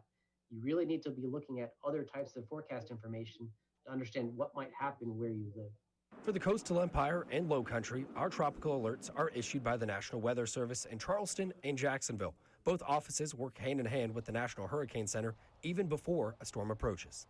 We have a group call with NHC. We talk about the latest forecast, what everyone's seeing, how we want to do our watch warning approach, what do we want to issue or maybe hold off on. Now, how do we customize that for Georgia, South Carolina? Once an alert is issued, the First Alert Weather Team steps in. That communication serves as the backbone for everything we do. So as the weather enterprise, we not only need a great forecast, that's step one, but we need to then communicate not necessarily just that forecast, but the impacts from that forecast and personalize it to each person. No matter what this hurricane season has in store for us, one thing is for sure. The WTOC First Alert Weather Team will be here before, during, and after the storm. All right, and that was our WTOC sister station, kind of taking you behind the process of how forecasting happens for an event like this. Hurricane Idalia, Category 3 hurricane upon landfall, now Category 1 as she moves through Georgia. Again, taking you back out to Tampa area. I'm trying to pull up a picture here of some Georgia live cameras that we can show you. But right now, the forecast model kind of showing you right here as she moves through South Georgia, entering the Georgia area. And from what we're seeing, I'm no meteorologist, but we are seeing this storm start to die down as she makes her way towards the Atlantic Ocean, which our First Alert team did, if you were following our coverage throughout the week, did indicate was possible that this would start as a Category 3 hurricane, and then we would see that throughout her time on the Florida coast, moving more into northern Florida and into Georgia, that would weaken the storm as it progressed through this area. But I want to take you back out to some of this just devastation that we're seeing, heavy flooding, high winds, and just this is video out of the Florida communities. A lot of those folks dealing with property damage. I mean, at one point, a gas station's canopy completely flew off. Sturdy structures that you would think would weather a storm like this just did not hold. And as we continue to talk about this coverage, I want to bring in meteorologist Ella Dorsey, who is really going to explain the path of this storm and kind of what we've seen throughout the morning and continue to see today. Yeah, so when we got on air, when I got to work this morning, guys, this thing was a Cat 4 storm. So it was a lot stronger than it is now. Remember, when we talk about categories, it's just the wind strength within those storms. And that wind strength is really confined to the eye wall, which is just the very center of the storm. That eye wall only extends maybe for 20 miles. So that 20-mile span is the area that gets the biggest wind devastation. That's the area where we see really, really, really major impacts from these storm systems, right? But it's not only the wind. It's the storm surge. This morning we were seeing storm surge, and we still are down in the Tampa area, which is 100 miles south from the center of the storm. A wall of water was on land. I'm getting some messages in from people on Anna Maria Island, which is kind of near Clearwater Beach, completely underwater there. So this is having a massive impact, okay? It has weakened to a Category 1 hurricane. Again, that is just the wind speed in the storm. So sustained winds in that eye wall are now 90 miles per hour. Let me take this off for you. And you can see that eye wall is now in Georgia. So this storm has now moved into Georgia. Here's the thing with this storm, guys. It's moving northeast at 20 miles per hour. That's maybe one of the fastest hurricanes I've ever seen in my experience.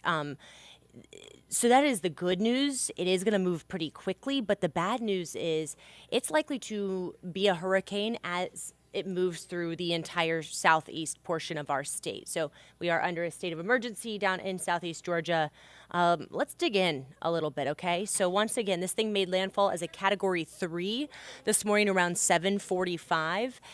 That was in Perry, Florida, which is in the Big Bend area of Florida. Another piece of good news, Big Bend area of Florida, not a highly populated area. Perry has a population of about 7,000 people. So much better than, Fort Myers, where we saw Ian make landfall last year. For North Georgia, we're just looking at showers this evening. Really going to be a pretty minimal impact. But South and Middle Georgia are going to see hurricane conditions through the afternoon. All right, let's dive into what we're seeing, okay? You can see the outer bands of rain now extending into parts of North Georgia. See those green boxes? Those are flash flood warnings. Those are because of the eye wall, which is dropping really significant rains. You can see that eye now moving into South Georgia as well. I'm showing you the rainfall rates. Look at the areas. Wow. I mean, this is just in the last couple of hours, maybe 5-6 hours. Valdosta area down to Thomasville, north central Florida along I-10, 9 to 10 inches of rain. That is significant flooding. So if you have friends and family in Valdosta, I know a lot of kiddos go to Valdosta State, college students, you want to check in on them, all right? Because they're experiencing the eye wall conditions, massive flooding, really strong winds as well. And in addition to that, in these storm systems, we usually see tornadoes. I actually want to go back a couple graphics if I can.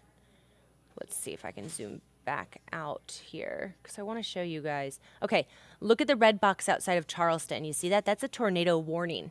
So in the northeast quadrant of these storms, we get the spin. So, these storms are spinning, right? Hurricanes, well, spinning also causes tornadoes. And so that spin can actually turn and create spin-up tornadoes. Usually they're weak tornadoes, EF0, EF1, but regardless, that's what we're seeing. So again, we got the flooding happening from Wasilla down to Valdosta, and then there is a tornado watch out along the entire coastline from Jacksonville, the entire Georgia coastline, Charleston, South Carolina coastline. And in addition to that, there's a flash flood watch that extends as far north as Eatonton, Macon, and South Georgia, and we're seeing some of that play out right now. So the outer bands extending all the way up into North Georgia this morning. So let's talk about the quadrants, okay? The eastern side of hurricanes is always the strongest. That's why we worry about the Gulf hurricanes more than Atlantic hurricanes, because the Atlantic hurricanes, usually the left side moves inland first, right?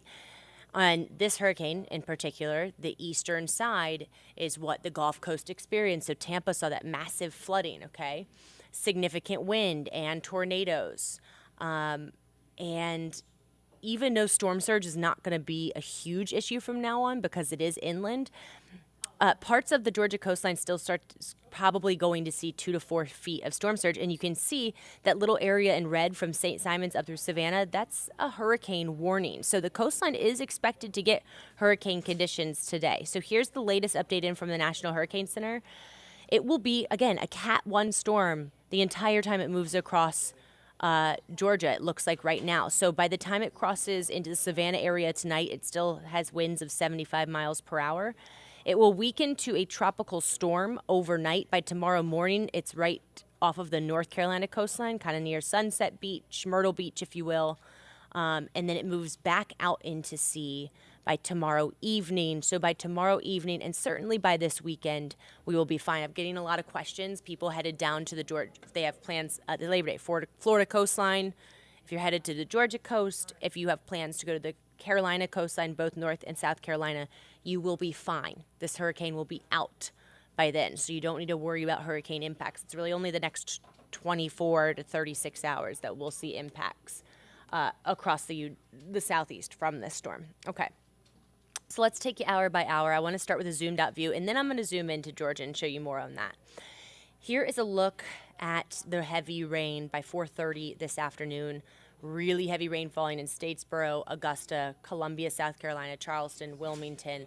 We really dodge a bullet here, guys. This storm is being pushed away from us because there's a cold front. The cold front that brought us the storms of the last several days is actually pushing the hurricane away from us here in North Georgia. So that is actually something that's really good news, okay? It looks like by Thursday morning, it's just raining in North Carolina.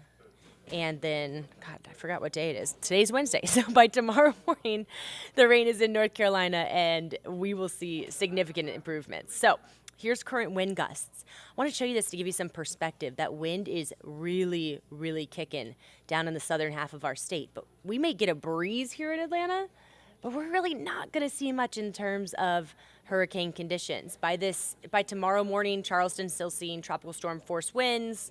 And you can see this is the area, South Georgia, that is under the hurricane warning. It is not often that we see hurricanes in our state.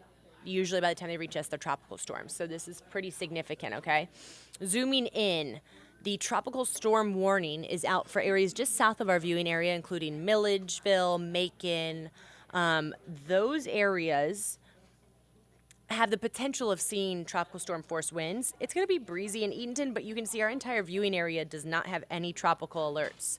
That is the good news. So in terms of our forecast, we're probably going to see some light showers through the early to mid-afternoon, and I'm thinking we'll also see some spotty, heavier bands of rain between about like 6 to 10 p.m., but thereafter we will dry out. So yeah, we may see some rain from this storm, but that's about it, guys. Okay, so here is a look at our current radar. You can see it is raining from Griffin, Thomaston, down to Eatonton.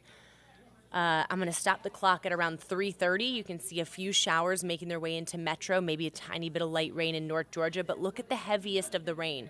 It is off to our east in Augusta, in areas east of Augusta and south of Augusta. Now, again, we may see a few bands of heavier showers this evening, but generally a very low impact for us here. That is the really good news. And by tomorrow morning, the sun will be back out, and it will be really nice outside, really for the remainder of the work week and into the weekend. So the flash flood threat is much higher just outside, once again, of our viewing area. There's a really high chance for very heavy rain.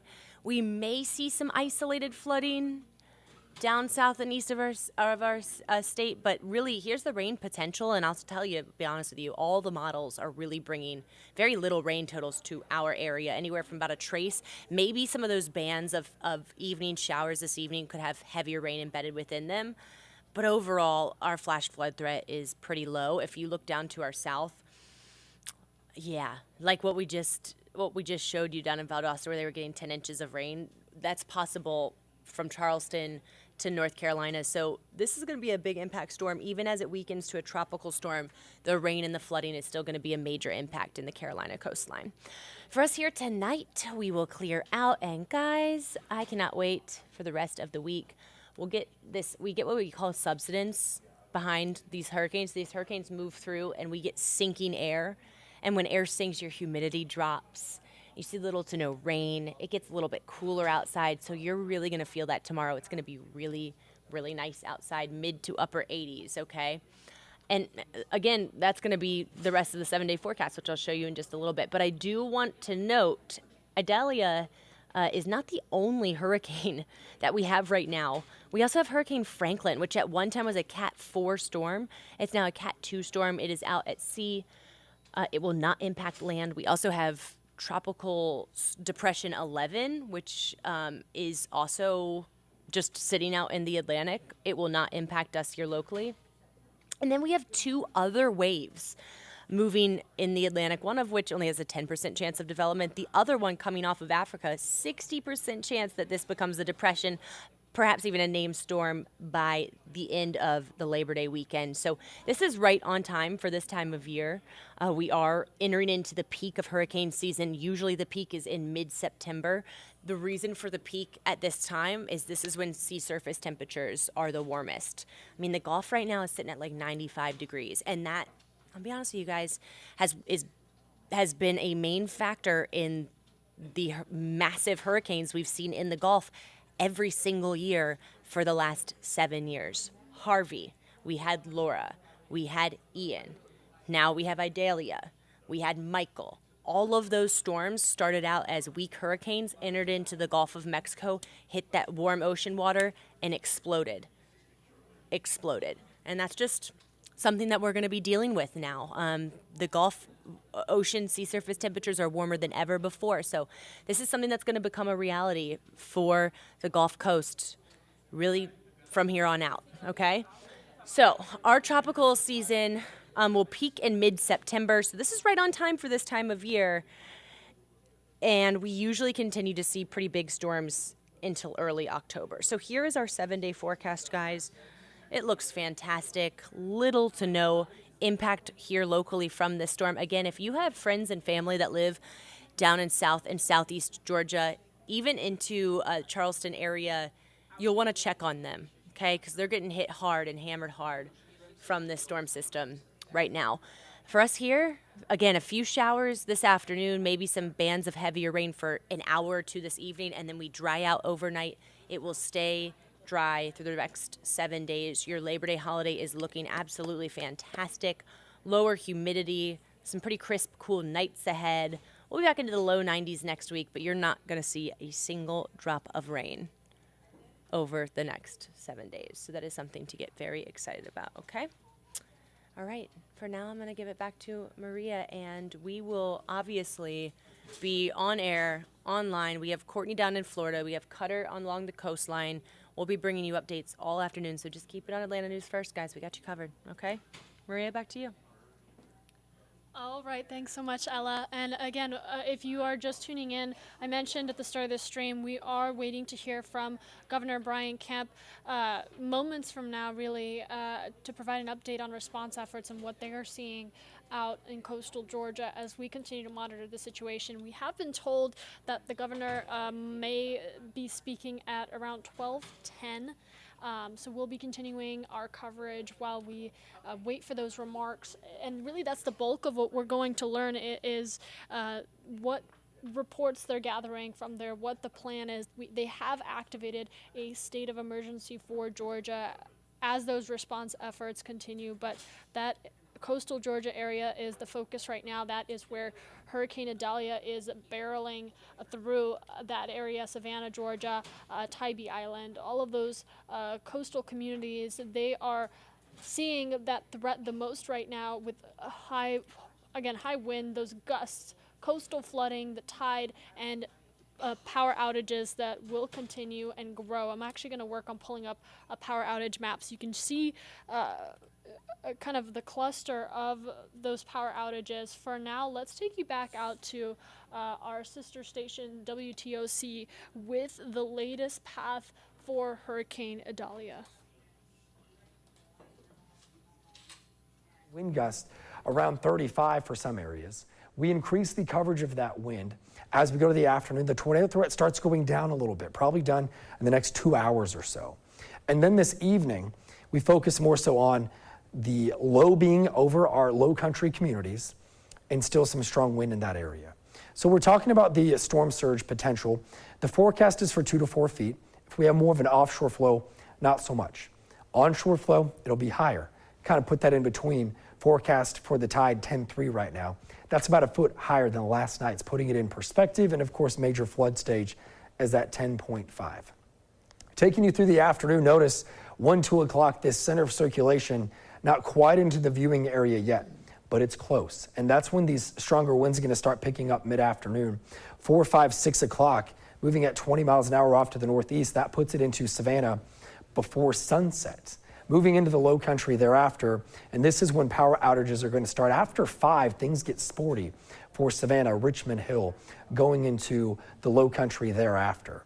7-day forecast. I know a lot of maybe unwelcome news today. How about something nice? As we go into the weekend, much nicer weather. Just got to talk to you about that a little bit too. Getting to that alert out of here tomorrow morning after the rain gets out, and we've got more weather for you in the WTOC weather app as well.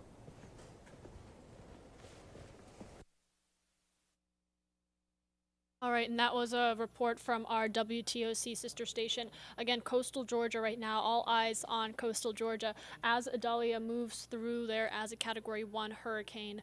I did see some of your YouTube comments asking why we're showing the same video. That just an example of some of the impacts we're seeing out of Florida. We're starting to get video out of Georgia as well, but I thought it'd be, just to keep it local a little bit, we talk about the coastal Georgia area. Right now, we're waiting to hear from Governor Brian Kemp, other emergency preparedness officials on the response efforts here in Georgia. But we're already starting to see impacts as close as here in Atlanta at Hartsfield-Jackson International Airport, where dozens of flights have been canceled. Our Madeline Montgomery has more. Just a terrifying situation for 11 people. Instead of rushing over here to get their bags, they ended up being rushed to the hospital. That flight landing here a little before 7 last night. Delta tells us that there were 151 passengers and 14 Delta crew members on that flight from Milan to Atlanta. According to Delta, passengers and crew. And I do apologize, that was the wrong package. I did want to show you some of the flight cancellations that we were seeing out of there. Our reporters are following, again, just some of the devastation out of Idalia, but I do want to show you here.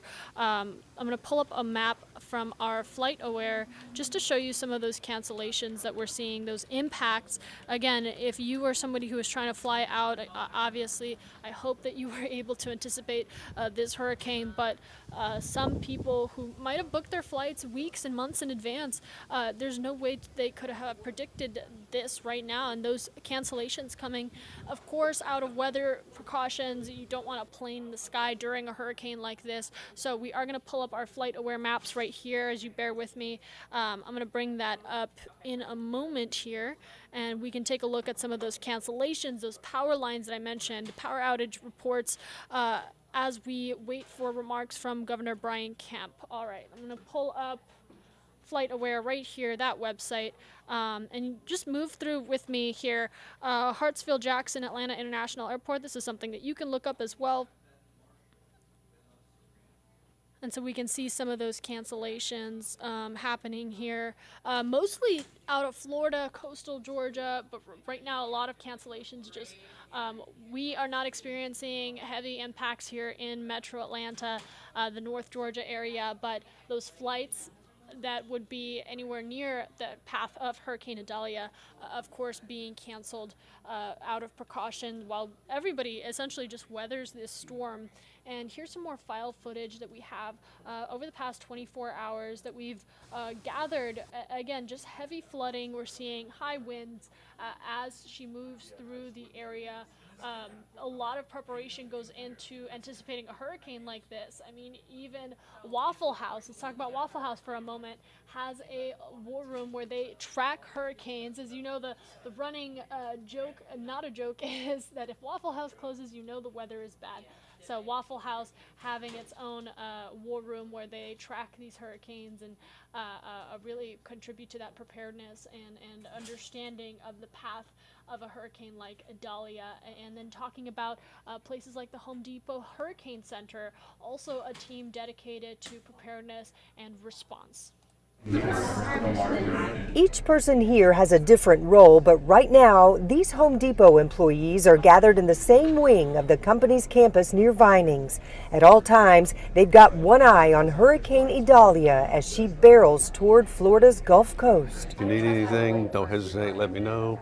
Jeff Parton is the company's director of emergency preparedness. We like to think of ourselves as part of the larger national total response. He tells me in one room they've got merchandising and inventory replenishment teams who gather information from local stores in the impacted areas as to what's in demand. They in turn will order, purchase, and get stuff shipped to the stores appropriate to the community's need. In this room, we've got a mixture of Home Depot employees and we've got some outside experts. Everybody's keeping a close eye on that map. Each yellow dot represents a different Home Depot facility. We actually partner with a company called Early Alert, which hires meteorologists and emergency management officials from different capacities. They take the meteorological data from the National Weather Service and overlay it, and by extension are able to tell us what the forecast is specifically for our locations. So they can shift resources where needed and accurately respond to their associates and team members. Our number one priority is taking care of our associates. If we take care of our associates, they by extension can take care of their families, take care of the communities. And then shift from the preparedness phase to the response phase. In Cobb County near Vinings, Rebecca Schramm, Atlanta News First.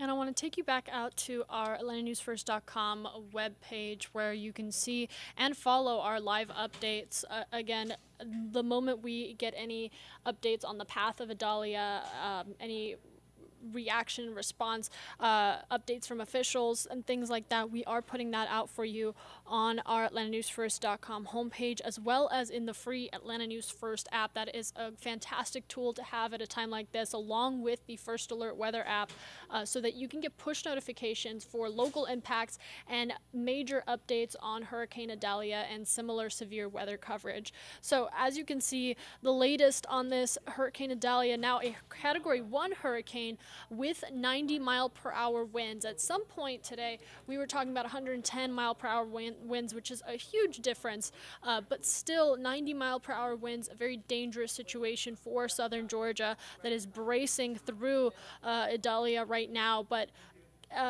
earlier this morning, before making landfall in Florida's Big Bend area, that was a Category 4 hurricane that quickly died down to a Category 3 upon landfall, and then has since appeared to weaken as she's moved through the northern Florida community up to South Georgia and the South Georgia coastal area. The National Weather Service, again, saying that the tropical storm force winds that were reported Wednesday in the areas of Valdosta, on St. Simons and Tybee Islands, those were the winds that were picking up as the hurricane approached, and have since, as we can imagine, strengthened as those communities have gone more and more into the eye wall. We are following for updates from both the National Weather Service, our dedicated team of meteorologists here at Atlanta News First, and our sister station meteorologists and hardworking team, following any and all updates coming out of this. But up next, we are expecting to hear from Governor Brian Kemp out of the Georgia Emergency Center as they talk about response efforts, preparations, Hurricane Idalia now in Georgia. So it's not so much a matter of preparation anymore, but response and making sure that they are in place to respond. Yesterday, the governor issued a state of emergency for Georgia, and that enabled him to send more response teams and crews out to those coastal communities to be in place in the Valdosta, Savannah, Tybee Island areas to prepare for the impacts of a Category 1 Idalia,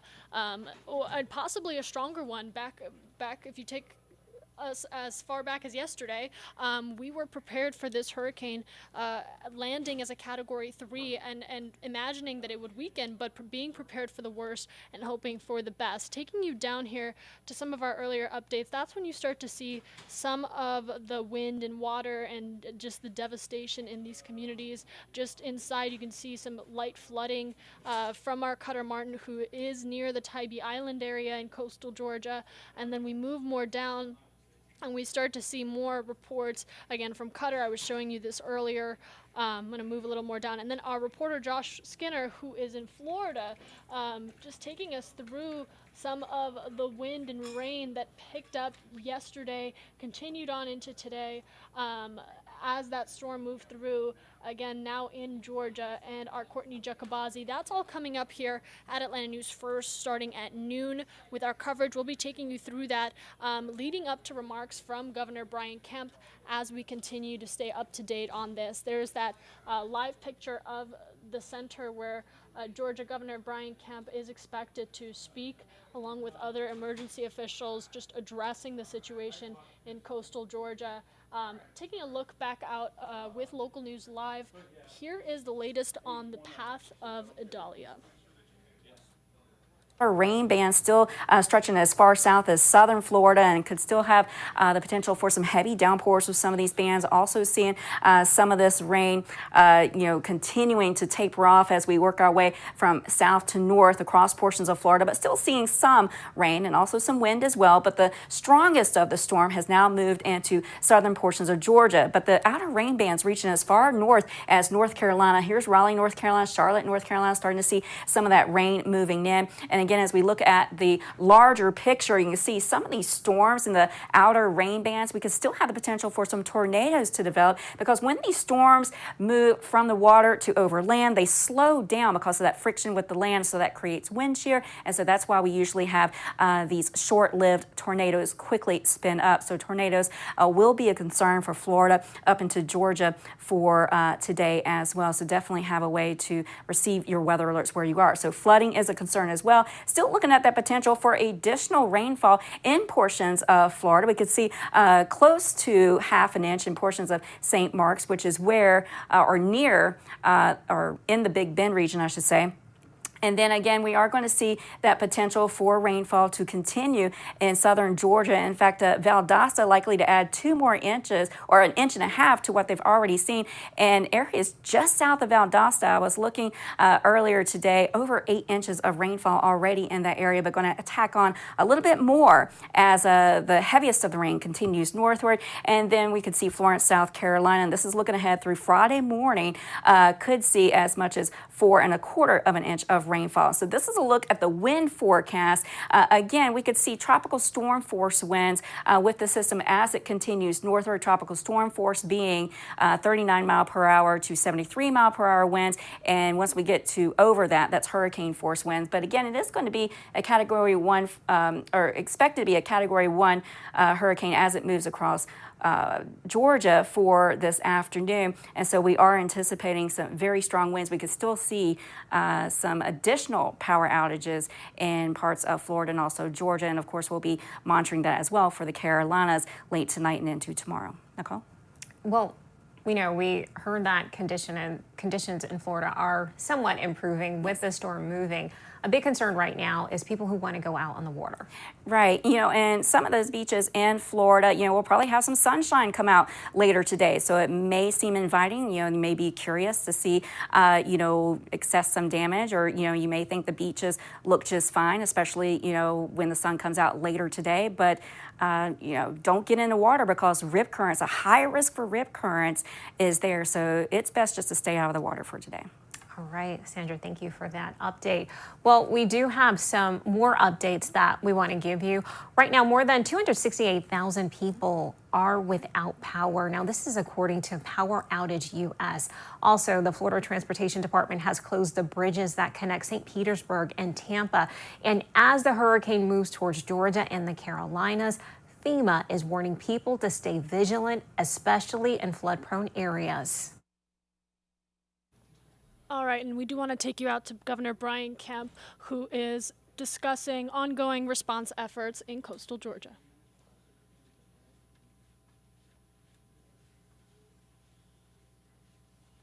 Everyone in the State Operations Center, the Department of Public Safety, Georgia National Guard representatives, Georgia Department of Transportation, Department of Natural Resources, folks that are here and throughout the state. The Forestry Commission is in that same boat. Our Agriculture Commissioner, Tyler Harper, and his team at the Department of Agriculture, Insurance Commissioner, General John King, Attorney General Carr, and others who are helping Georgians in the state prepare and now respond to the hurricane. I also want to thank our private sector partners that we've been working with, as well as our utility companies. Just a few quick updates. I'll turn it over to Director Stallings, and he's going to give you some logistical information, and if Will has anything to add on the weather, we'll let him chime in as well. On our private sector utility partners, we've got about 61,000 without power right now that we know of. We have folks standing by and ready to move as soon as it's safe to do so, and Director Stallings will fill you in a little more on that here at the end of the briefing. As you all know from current events, Idalia made landfall on the Florida Gulf Coast as a Category 3 this morning before dropping to a Category 2, and currently it's Category 1 as it continues to move throughout Georgia. We feel like that'll fall to a tropical storm by the time it leaves us and heads into South Carolina. It entered Georgia around 10 a.m. We're thinking that it's going to get to South Carolina between 8 p.m. and 10 p.m. this evening. There's been a heavy impact in South Georgia with heavy rainfall and heavy winds. I know most of the people across the state of Georgia will not feel the impact of the storm, but for those that were in the line of the storm, it is very hard hitting, and we're certainly watching that as it continues to move through the state. We had multiple counties in the affected area that are seeing winds in the 70 to 80 mile per hour and some gust up to 90. We know by radar it looks like we may potentially have in some areas 9 to 10 inches of rain. The good thing is this is a narrow storm and is very fast moving, so it's not sitting on us and dumping even more rain than that at one time. So we're thankful for that. Just to give you some logistics on what Director Stallings has been doing in my direction, we've activated the State Operations Center, as you all know, early Monday morning to monitor the storm's progress and coordinate closely with all relevant agencies that I mentioned earlier, not only at the state but also at the local level, and we've certainly been in touch with our partners at FEMA. The state of emergency was issued yesterday, making state resources available to all local governments and organizations within the hurricane impact area. We have assets staged and our personnel are in the EOCs in the affected areas, and we're coordinating with our utility providers, and Director Stallings is going to talk a little bit more about that. Lastly, I would just say that we feel fairly confident that we're going to be able to get crews moving here as we move into the afternoon. We obviously have to make sure that the storm passes and this is a safe environment for them to be working. You're talking winds that drop below 35 miles an hour for folks that need to be up in bucket trucks. We certainly want to take make sure our first responders stay safe. But as soon as those conditions are right for us to move, we have resources ready and able to do that. Lastly, I would just say when the storm came into our state in counties like Eccles and Lowndes, we've certainly seen a lot of downed trees. I mentioned the power outages, and there has been some flash flooding. So we're going to continue to watch that as the storm moves, but thankfully it is weakening now. And with that, I'll turn it over to Director Stallings, and then if Will has anything, we'll let him brief you guys, and we'll do some questions. Director. Thank you, sir. First and foremost, I want to thank Governor Kemp and the First Lady for their support, their quick action, and turning us loose to do the job that we are trained and exercised to do. We do appreciate that. It's that quick response that allows us to fill a room like what you've seen here today with the state assets to do the job we need to do. With that, we are prepared. We've got pre-positioned assets all over the state. That includes State Patrol, DNR, Forestry Commission, Georgia Guard. We're ready. Air assets, drones, search and rescue teams. We have tarps, MREs, waters, all the things that you would think that would be needed in a time like this. We have those pre-positioned and downrange. We also have our staff inside all of the local emergency management centers that are going to be impacted so that we can get those need responses quickly and in a timely manner. Something that we want to remind everybody, though, is that with all the power outages that we have, the trees that are down, it will take us a little while. We always remind you 72 hours is the time frame you need to be thinking before you can expect a true power response. If it's before that, then really we're very pleased, but it takes us a little while to get back into the area. We have to open up roadways. We have to clear right-of-ways. We have to assess transformers, get live wires that are down, disabled, so that we can get crews in there safely. As the governor mentioned, we do need those winds down below 35 before we can get folks up in bucket trucks, and so that's extremely important as well. We have shelters all over the state, so if you are if you had to evacuate due to the storm, we have shelters that are already standing. American Red Cross has got shelters up, and then we have some shelters that are being run by the counties as well. If you need anything, the 1-800-TRI-GEMA number is a number that you can go to that will get you service. You can also visit our website for a list of events. We have a banner scrolling across the top of ours that will get you to a lot of the resources that you might have. Short of that, we're just standing by waiting for the storm to continue to do what it's doing. We're kind of in that wait and hold pattern. But as the governor mentioned, we are hopeful that it's out of the state by 8 p.m. this evening, maybe 10 o'clock, and then that we can begin to assess. For those that were hit first, we will try to get to you first. Our goal is to circle in behind the storm and immediately start providing those resources as we can. With that, sir, we'll take any questions. Will you have anything to add? Sure. Why don't you give a quick weather update? So, as the governor mentioned, it's a Category 1 hurricane right now. It's weakening pretty quickly. Hopefully, will be a tropical storm here within the next few hours as it moves closer toward the Georgia coast. We will still see some heavy rainfall in the meantime and sustained winds of 50 to 60 miles per hour near the core of the storm and gusting higher, and then obviously tapering off as we get close to the coast. But like they mentioned, hopefully it's out of here within the next 6, 7, 8 hours or so. All right, Richard. Governor, the last time a hurricane passed over this area, we saw unbelievable agriculture damage to Georgia's economy. Talk a little bit about Director Stallings with this. Are you seeing any of that now? Is this a different storm than Michael was 5 years ago? Well, it's definitely different than that in a good way. Not that any of these things are good, especially if you're in the line.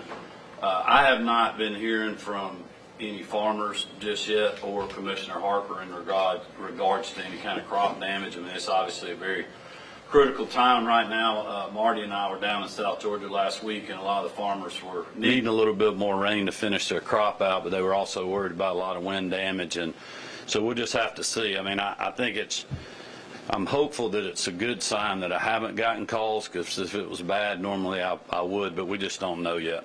I don't know. Have you heard anything in that regard? Yeah. Governor, can you talk a little bit about the evacuees and how prepared Georgia is in the speedways opening up in case we get to other parts, coastal Florida, what's happening here? So yes, Atlanta Motor Speedway did open up. Traditionally, that's more for RVs, campers, things of that nature that can come in. We do have shelters though that have been opened up, continue to open as that need arises. Our GDOT partners helped us monitor traffic. We didn't see a huge uptick in what would be normal traffic coming from Florida. They're a very resilient state as well. They were, I hate to say they're used to this by now, but they hold in when they can. So, but we're ready to handle any evacuees. Certainly, our hospitality here in the state of Georgia, we have a great hospitality resource here. We look forward to helping however we can. Yeah, I know. I talked to Commissioner Rabin at DNR yesterday, and we got state parks and other things available for people that need them. So I feel like we have a lot of resources. Yeah. We're hearing some reports from the coast that honestly it looks like the tide is going out. Are we worried about it?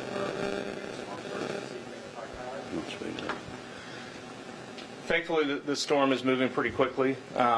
Hopefully, it's moving into South Carolina by the time high tide reaches it. I think along maybe the Chatham, Bryan, Liberty County coast, it may be a bit of a closer call. The NHC is saying 2 to 3 feet of storm surge is possible on top of the high tide. So if that lines up with the high tide, then we could see 2 to 3 feet of coastal inundation, which could cause some minor to moderate impacts for sure. All right, right now you are listening to a live press conference with the governor right there and other emergency officials talking about the response that Georgia is taking in response to people who live in South Georgia, for example, and people who live in Florida when it comes to Idalia, and talking about how can we help as a state. Our state parks are open for RVs.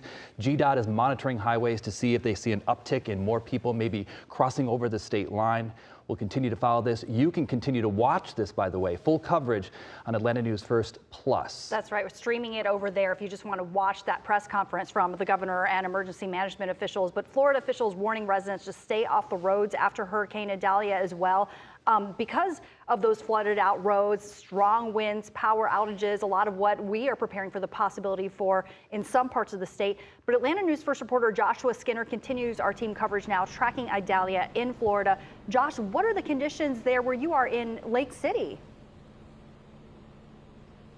Yeah, this is actually about as good as it's been all morning here in Lake City since at least 7 a.m. You can see the palm trees still swaying a little bit. There's some gusts that roll through that really hit us hard and some small rain, but right now it's about as good as we've experienced in hours. But we're going to show you some video from this morning.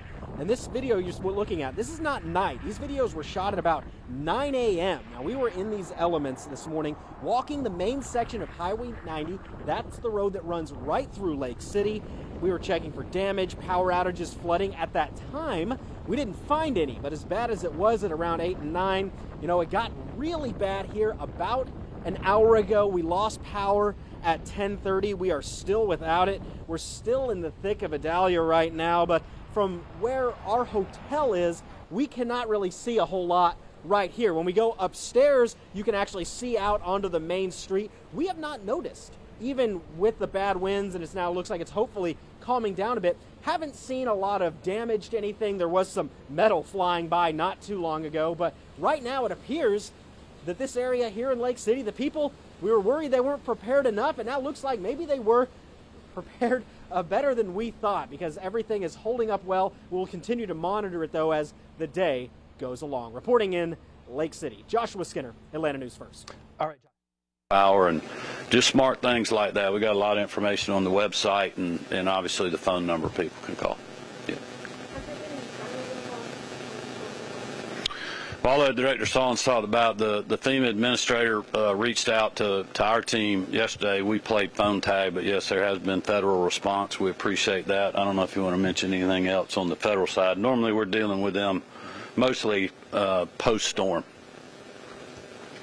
Obviously, we're here in the operations center. You guys talk a little bit about the work that's going to be done, how it's going to be done. Absolutely. So we have emergency support function. As if you look around the room, you'll see them. They're anything from sheltering, mass care, logistics, planning, law enforcement, DOD, energy sector. So these are all subject matter experts that we bring into this room so that when a situation arises, it's immediately answered, immediately handled, immediately resourced.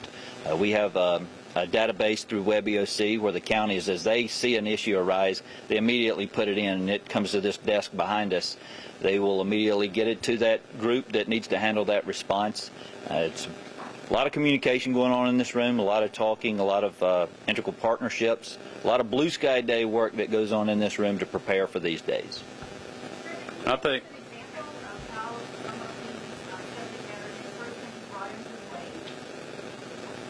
Absolutely. The sheltering need, for instance, mass care. So we have our VOADs, or our volunteer organizations that assist, American Red Cross. So they'll work with public health. A lot of times we have folks that need to be evacuated, but they're a homebound patient. So we have to get a resource local to do a transport to get them to a shelter. They might need a specific need because of an illness or something, critical care need. So then we would work with the local department health coordinator there to make sure that their needs are being met while they're there. Along with that, a lot of times our seniors that are living at home have a pet that go with them. So immediately we'll turn around and partner with agriculture to find out where we can get a shelter close by so that once the storm is done, they can be reunited with somebody that's extremely important to them and they can go home safely together. I think the other thing, too, working, a lot of these folks work with our private sector partners when you're thinking about even if it's down in Florida where people are needing fuel, working with our fuel suppliers, trucking companies, and other things to work the logistics out of that, the certainly state of emergency and other tools that we have to help in that regard. Anybody not? Are there any injuries or workouts reported at this time? Not yet. Yeah, none that we know of. Okay. Well, we definitely know in Eccles County that we've got a lot of down trees, power outages. We've had some road blockage on I-75 north, I think it was, that they were trying to clear, and then the winds got too high, so we had to pull everybody out. We've got alternative routes that are part of the hurricane evacuation routes that people are using. So we know of things like that we're responding to. I mean, I just had somebody send a video of a transformer blowing at Jekyll Island. So, I mean, you're going to have things like that happen. Thankfully, it's nothing to the scale of Michael was. All right, thank you all. We'll keep you updated.